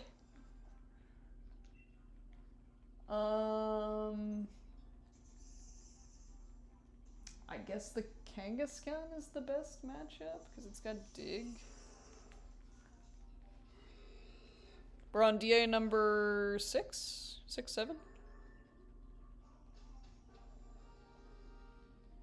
Or is it less than that?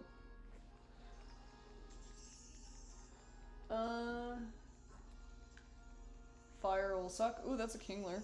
It's got Crabhammer. Fairy, that's Fable, that's useless. Drappy. Oh, Crawdon. Yes, please. Oh, that's Skarmory too. I don't know how to feel about Mega Skarmory, if I'm gonna be honest. I kind of like it. He got big. I like it. He got big toenails. Big talons. He got big toenails. They got bird talons. How does he walk? His walk is so funny. I mean, the Mega form is not how they live their daily life, so. I mean, fair. You know what? We're just living up to the canon that Mega Evolution causes Pokemon to be in extreme pain. Yeah.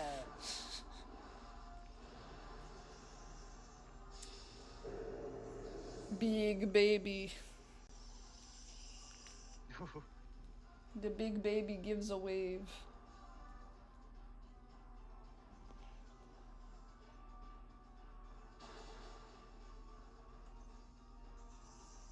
I'm gonna run out of battery on my 3DS. Uh-oh. When it starts flashing red is when I usually stop resetting. Because I don't want my... You don't want to hit a shiny and then... Yeah, that will be the biggest heartbreak of my career. Oh, I got a shiny. No, my battery.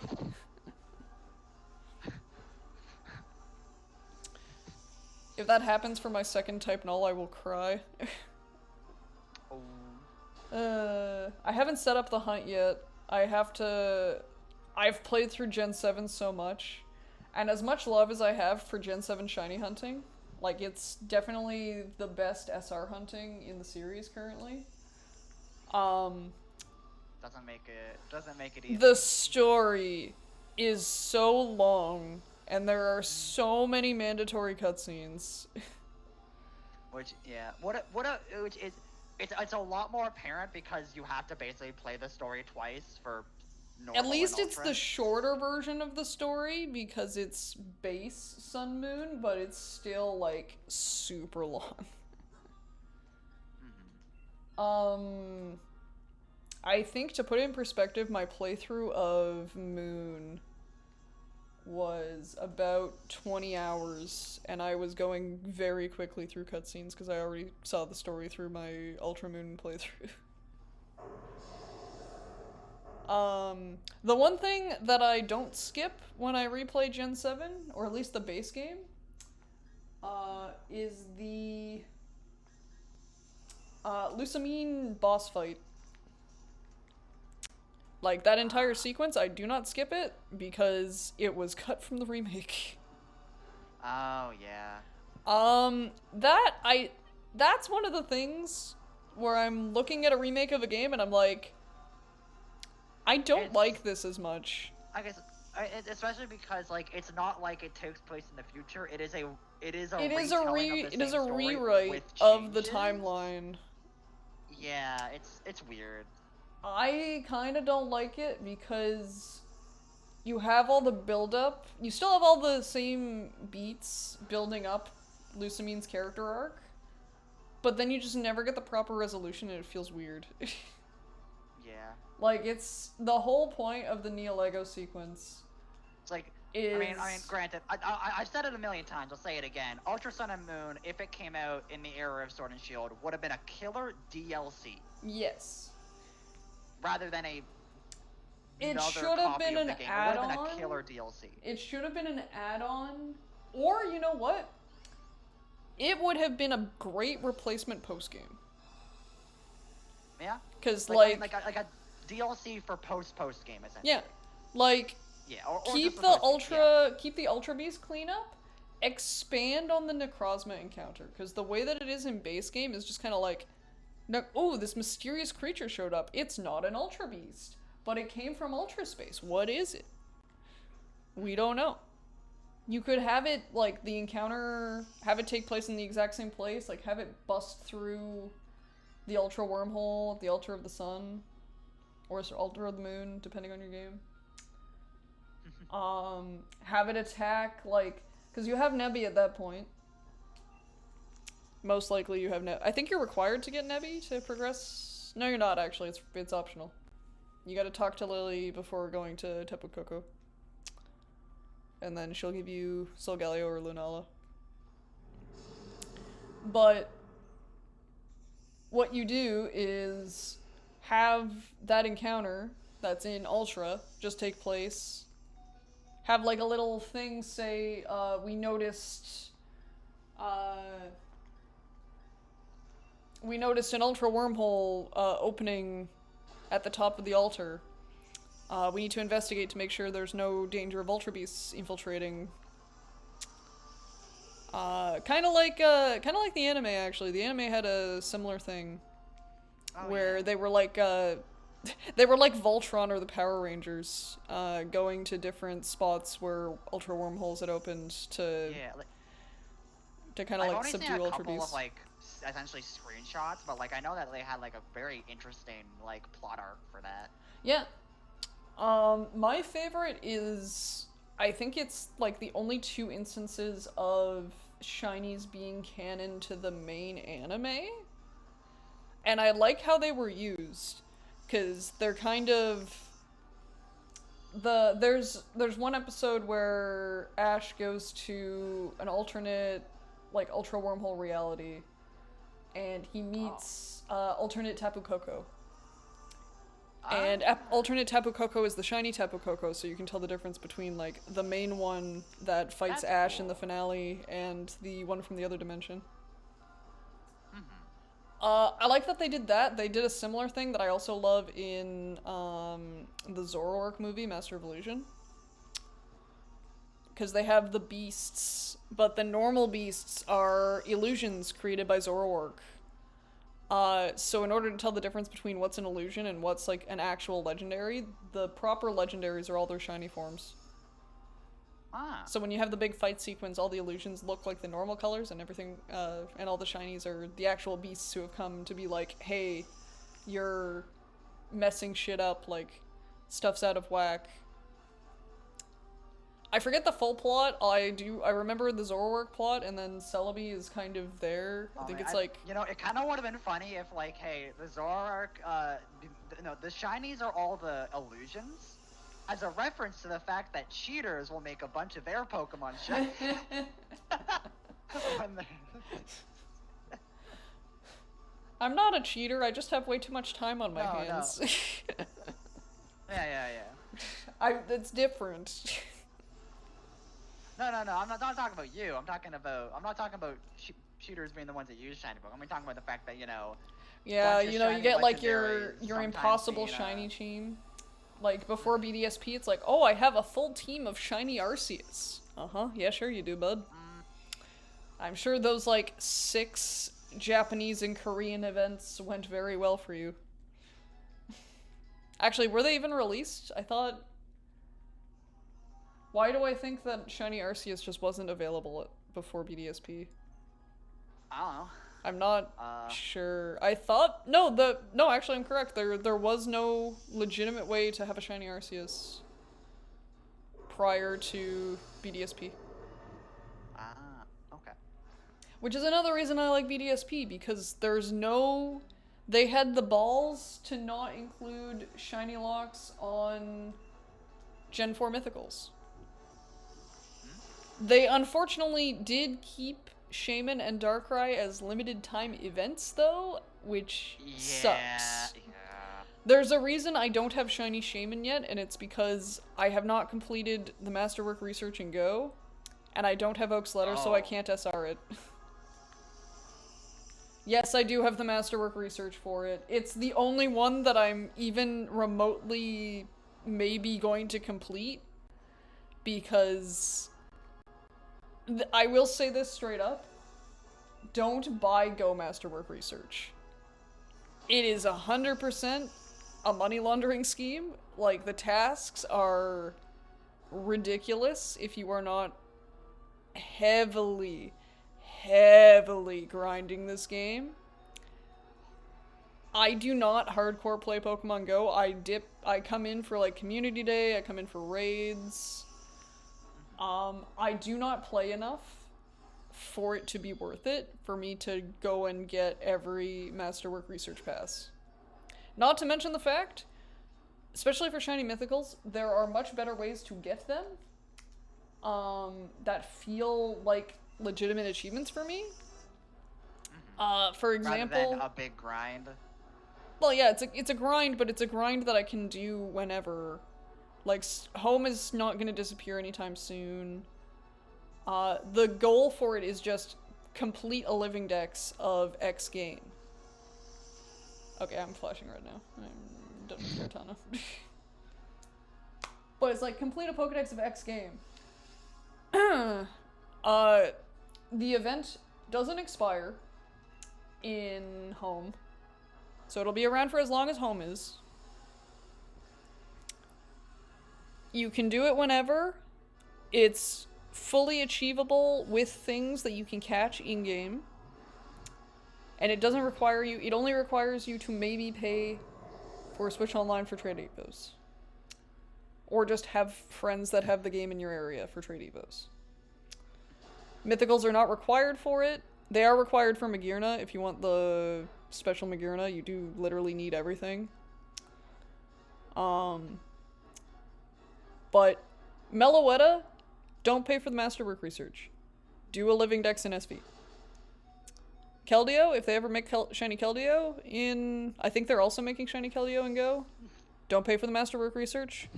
Complete the dex and Swish. It's as simple as that. Am I dead? That might be death. That is death. Unfortunate. First loss. That's not a shiny, I don't think. Nope. Nope. And nope. Not a great route. I'm probably gonna see what else we can get. Do we want to try a different target? Yeah, you could talk to your Buzzwole. Yeah, let's try it. Let's see if Buff Mosquito Man has better luck for us. Ooh. Oh, you just have Fly. Okay. Definitely not you. I'm probably going Frostlass, because he can't hit me with fighting type moves if I'm ghost type. A Vaporeon. Interesting.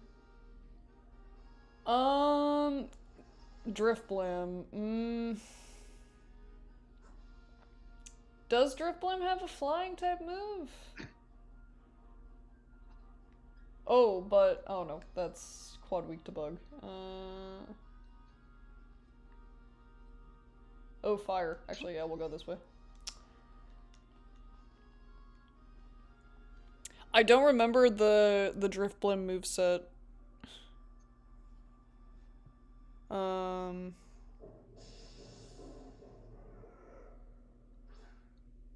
You know, one thing I'm gonna do a thing for luck. Gonna do one thing. There we go.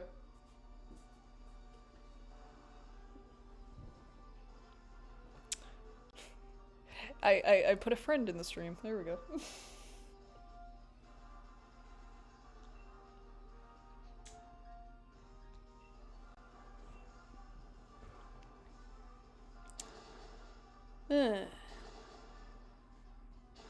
I could also put Poiple over there, but there's not a lot of space on my PS5.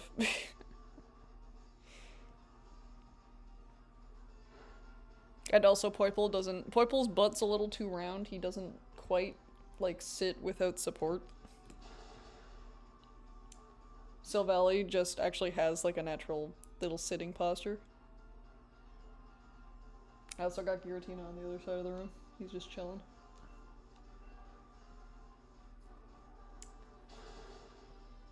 What? Do you think we can manifest a shiny bug? Mayhaps. Or a shiny anything? Because I'm probably ending as soon as we get a phase.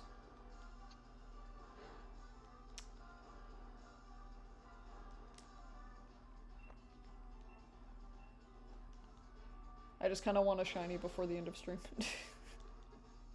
Very unnecessary crit. I think he was gonna die regardless.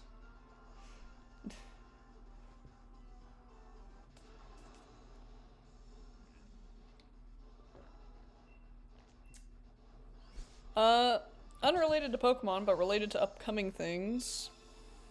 Do you have any predictions for the presents on the 8th? Oh, that's in 2 days, huh? Yeah. I do not. There'll probably be like a couple, like 1 to 2 more megas revealed, and then Oh no, a little bit more info. Not for Pokemon. Monster Hunter. Oh, Monster Hunter. Oh, frick, Monster Hunter. Yeah. We already kind of know what's coming in the next title update, but there might just be a recap, as well as like a hint at maybe the next like. Do we know both new monsters? I thought we only knew one. I don't know if I didn't hear about a second, so maybe we'll get that information. I thought there were 2 new monsters. But like, well, okay, we're getting. Pronunciation's gonna kill me, but Geismagos, I think is how you pronounce it. We know that we're getting them, and we also know a lot of information about what rewards from fighting them are gonna be. We know that, like, hey, there's gonna be ways to upgrade your armor. Yeah. To make the lower tier armor as strong as the higher tier armor. Yeah. And there'll be something you get from him, not from him to upgrade them, but also something from him to get some buffs elsewhere. Yeah.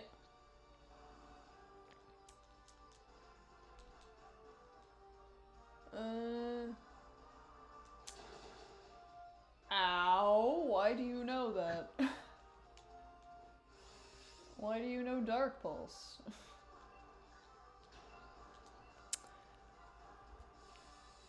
I'm not sure, like, what... Did we have the announcement of the oh, I guess the festival announcement. Because we haven't had the Winter Festival update. Do we know the name for it? Say that again? The next festival for winter. From what I remember from, it might be a winter festival. Well, it's gonna be a seasonal festival. I don't know what the name is. I don't think we have information about it yet. I think that's what we will learn. Yeah, that might be in the presentation. Like the upcoming thing, we're gonna get probably a lot of info about Stories 3. Yes. And for Wilds, we're gonna probably just get like one big trailer for the next title I update kind and of maybe want a to teaser for the play. next. I kind of want to play Stories 3. I played Stories 2 up until the final boss. Yeah. And then I got absolutely destroyed because the final boss is something. Like I'm trying to max cheese it. I have a over-leveled do you know the meta build for Nergigante? No, I have not. Meta in Monster Hunter Stories? Yeah, there's Me meta. knowing? It's like Pokemon Yeah, meta, no, but for I don't know.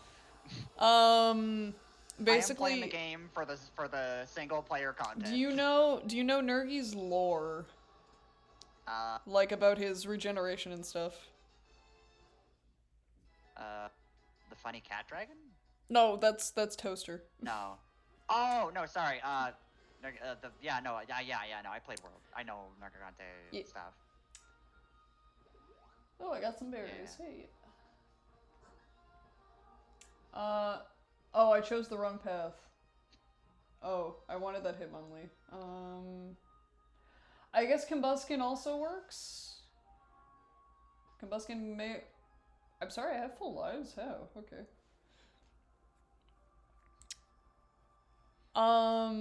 But no, you just use, like... It has an ability that gives it, like, lefties. So you get a little bit of passive regen. It has another ability that gives it lifesteal on attacks. And the point is just like every time you hit something, because Nergigante's attack stat is so fucking massive, you do so much damage, you basically just heal back to full all the time.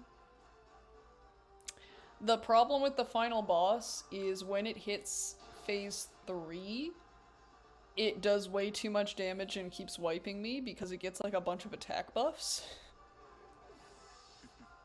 So I've just never been able to beat the main story of Stories 2 because I can't beat the final boss.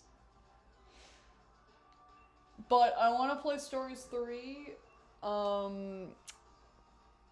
because I found out from the trailers that one of the main characters has a monstie of my favorite monster in Monster Hunter. Or one of my favorite monsters in Monster Hunter. There's a Legiana rider in the main cast. I was like, oh hell yeah, let's go. You can also get a monstie for Raidou. Yes, I love Gatling Gun Dragon. He is my favorite. Gatling Gun Wyvern, excuse me. He is not an Elder Dragon.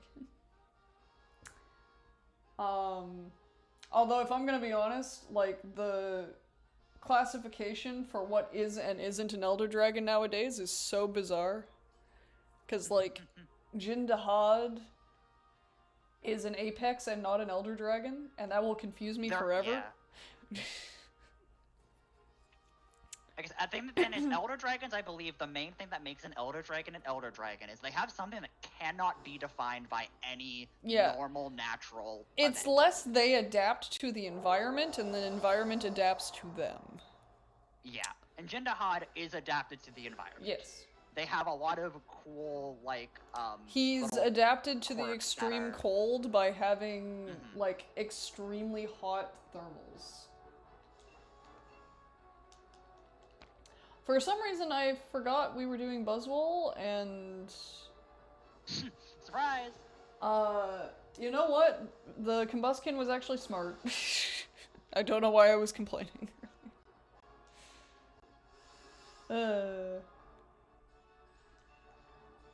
Alright, Kamile, I need you to bless this raid with, shiny luck.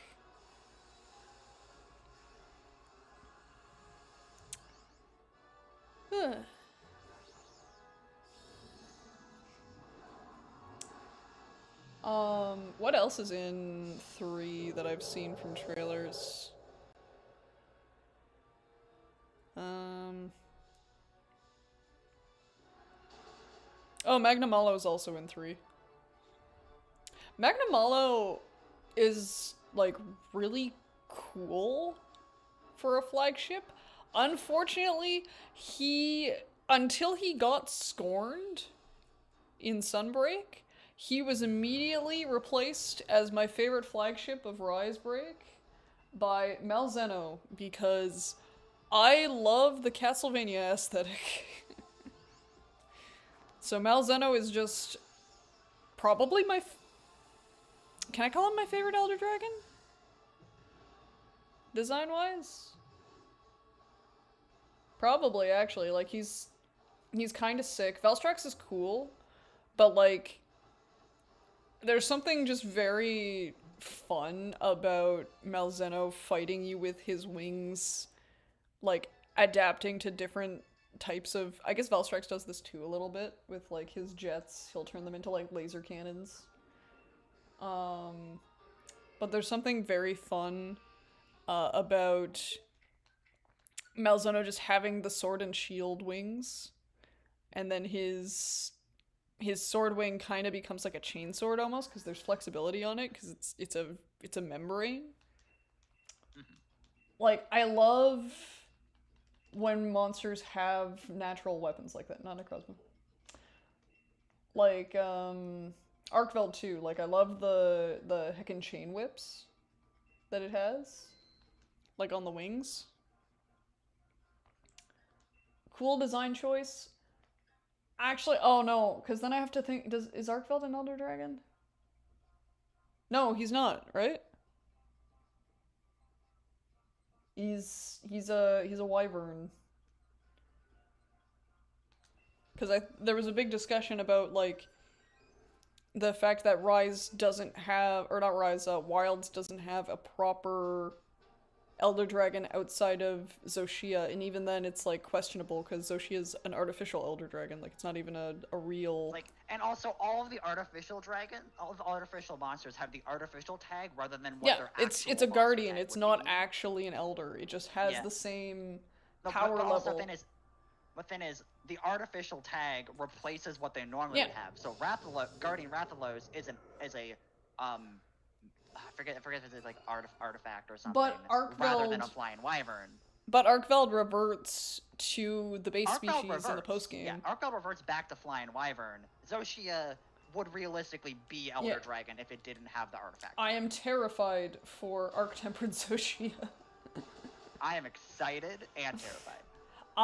It's probably gonna be the last update before DLC.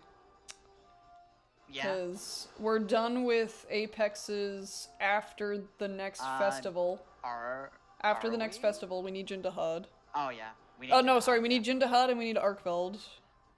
Yeah, realistically, we're probably gonna get Arkveld. We're probably gonna get Arkveld before Zoshia. Yeah. Well, I'm expecting it to be the second last, and then Zoshia will be the last before DLC. Because then we're done with main story bosses that don't have an Arc-Tempered equivalent.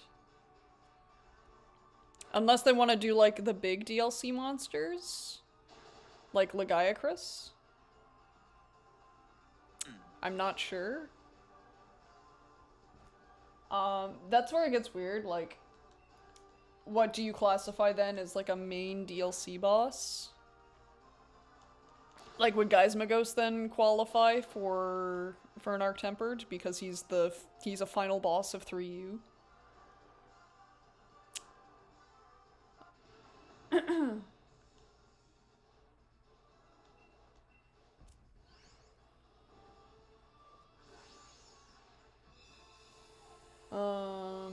I'm also interested in, like, what the DLC is going to bring for Master Rank stuff. There hasn't been a huge amount of speculation on it. I want more of an endgame weapon grind than just Artians, because I find Artians are so boring. Yeah, wait, there kind of is. There already currently is another endgame grind being the charm slots. Well, yes. You can get but I mean specifically, like, for weapons, because... Yeah. Like, Artian weapons, you get one Artian weapon, you have to deal with the cheesy RNG. It takes forever to get, like, a good set of rotating Artian weapons. To the point where I'm just like, I have a paralysis and a blast charge blade. Do I need any more realistically? Not really, because I don't play with element.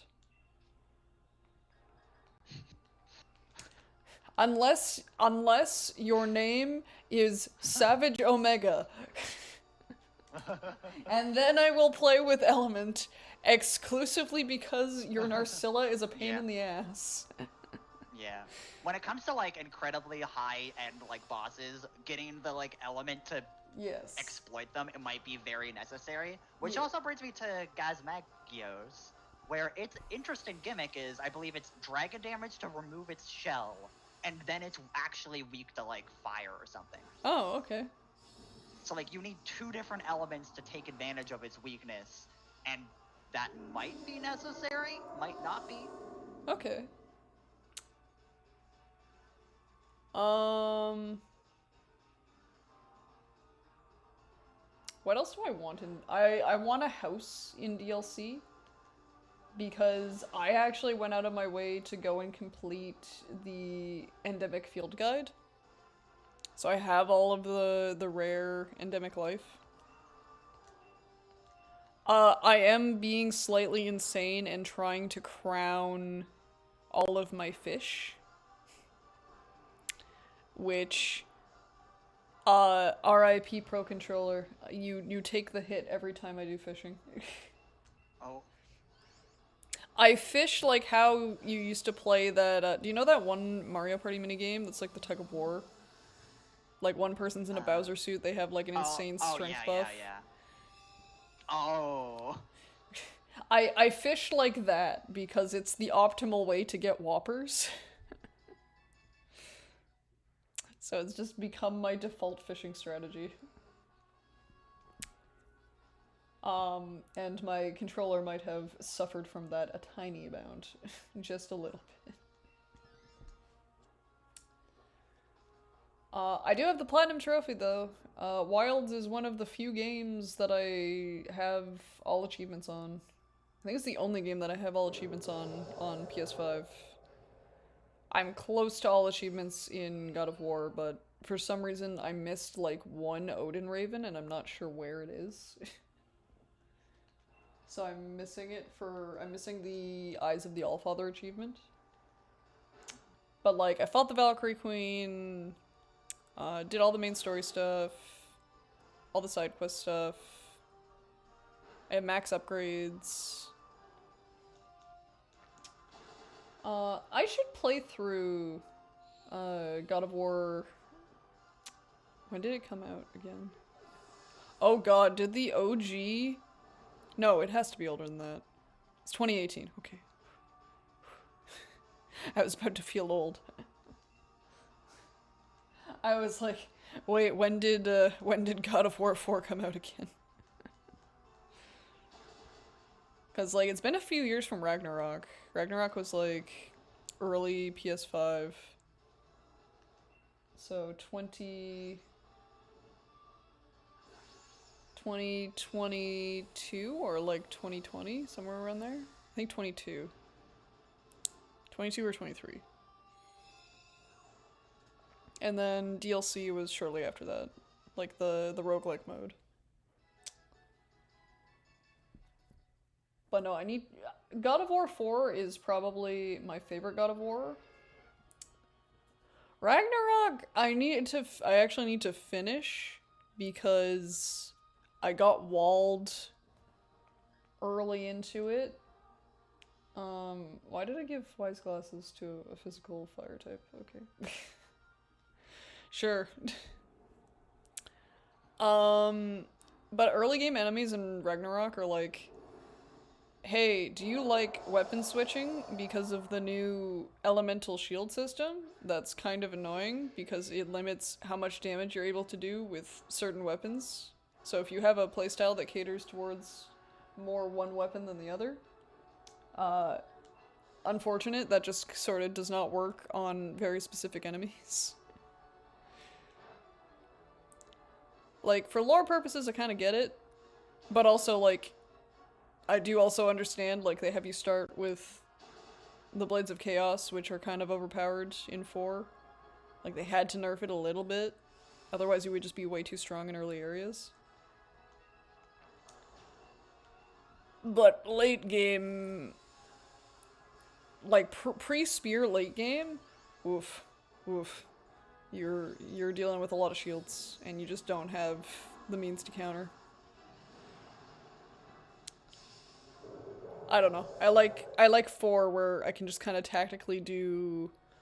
We can do range. We can do short range combos. I can fire an ice beam out of my axe, which is neat. Throw boulders at people. You can just punch people in the face if I feel like it. I like variety in my action RPGs. I like having options.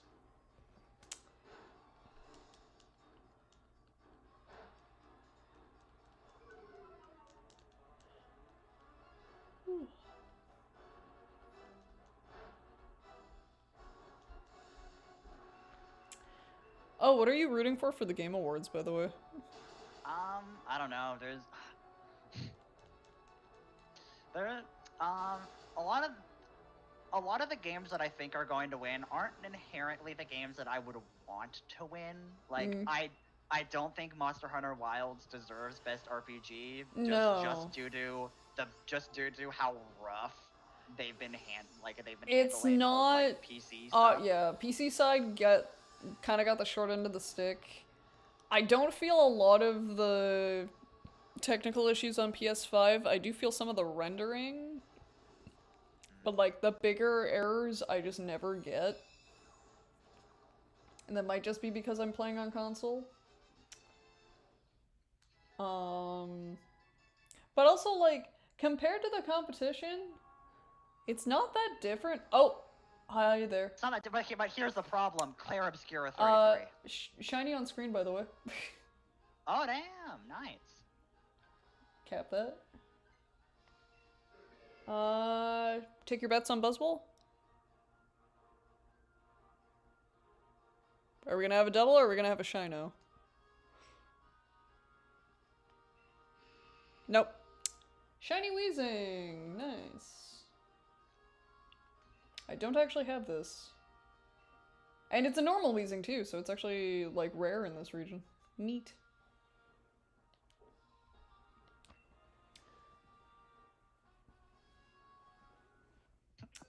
Alright.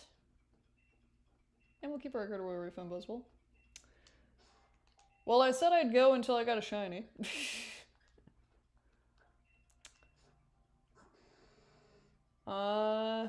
Nature guess?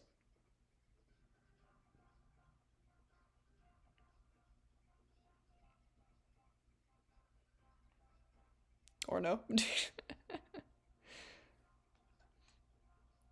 that modest? No, that's not modest. What is that? Rash. It's not bad.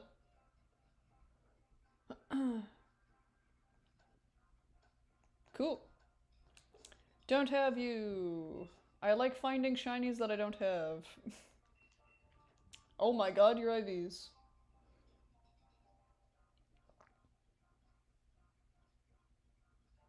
No good defense kinda sucks. Speed not being maxed is nice. Cool.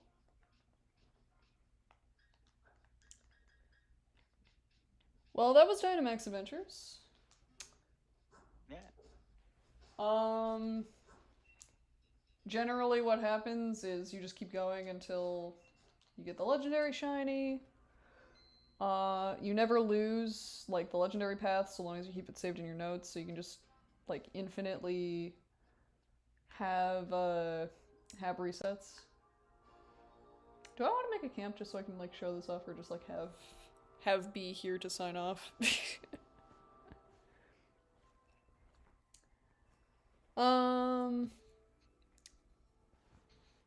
But yeah, usually what I do when I'm shiny hunting like this is I have my 3DS going, I'll do SRs for the Ultra Beasts, I'll do SRs for legendaries like my Xerneas, or really just like anything else that I want to hunt and is huntable. Unfortunately, you can't hunt the Tapus in SRs. You can hunt... Oh, hello. You can hunt the Tapus in... Dragon is streaming, by the way. Yes, I am. Oh, I know. Yeah. You can hunt the Tapus in Raid Adventures, but yeah, can't get them in their own games. They were unfortunately... Huh? Me with my D&D characters. I can't wait to get home and torture my homunculus. Ah, yes. My son and his ever-present PTSD. I swear that I was gonna say I swear that Kronos' hair gets longer every time I see him. He's just gonna be the thing from the Addams family at some point in the future. I mean, he did have a canonical hair grow out over the span of, I think it's 3 year, like 3 year time skip, plus time dilation from basically plugging himself into the god of time, space, and gravity. Now his hair is just eternally long. If he ever cuts it short, it'll grow back in like a day. It's the curse of being a Dunamancer. You now have permanent time acceleration.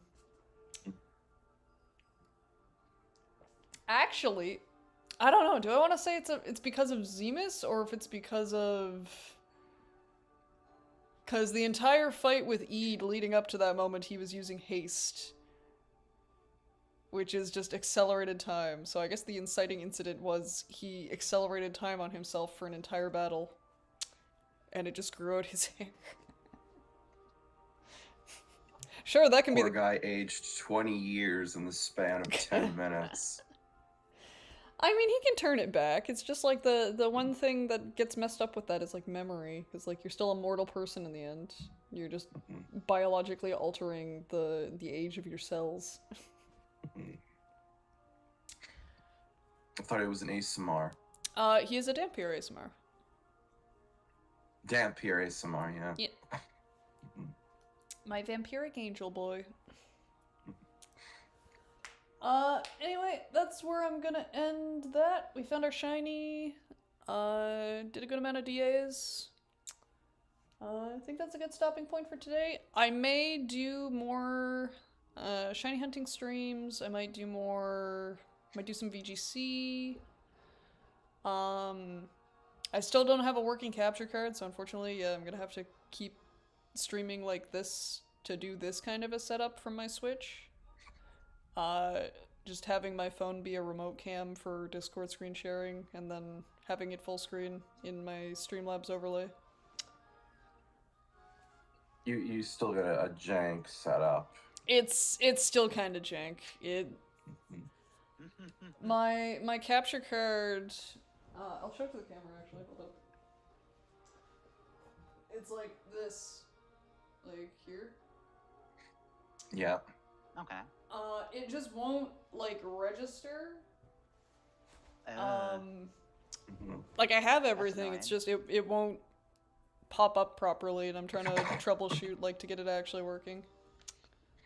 But as soon as I figure it out, like I'll start using it in like my proper overlay, so we can stop doing this weird sort of desync or remote camera streaming. Although this is not as delayed as my PS5 broadcasting, because it's just a direct live stream of like gameplay from my camera, as opposed to gameplay that's playing at its own speed, that's streaming to a stream that has latency, streaming to another stream that has latency. Yeah, that is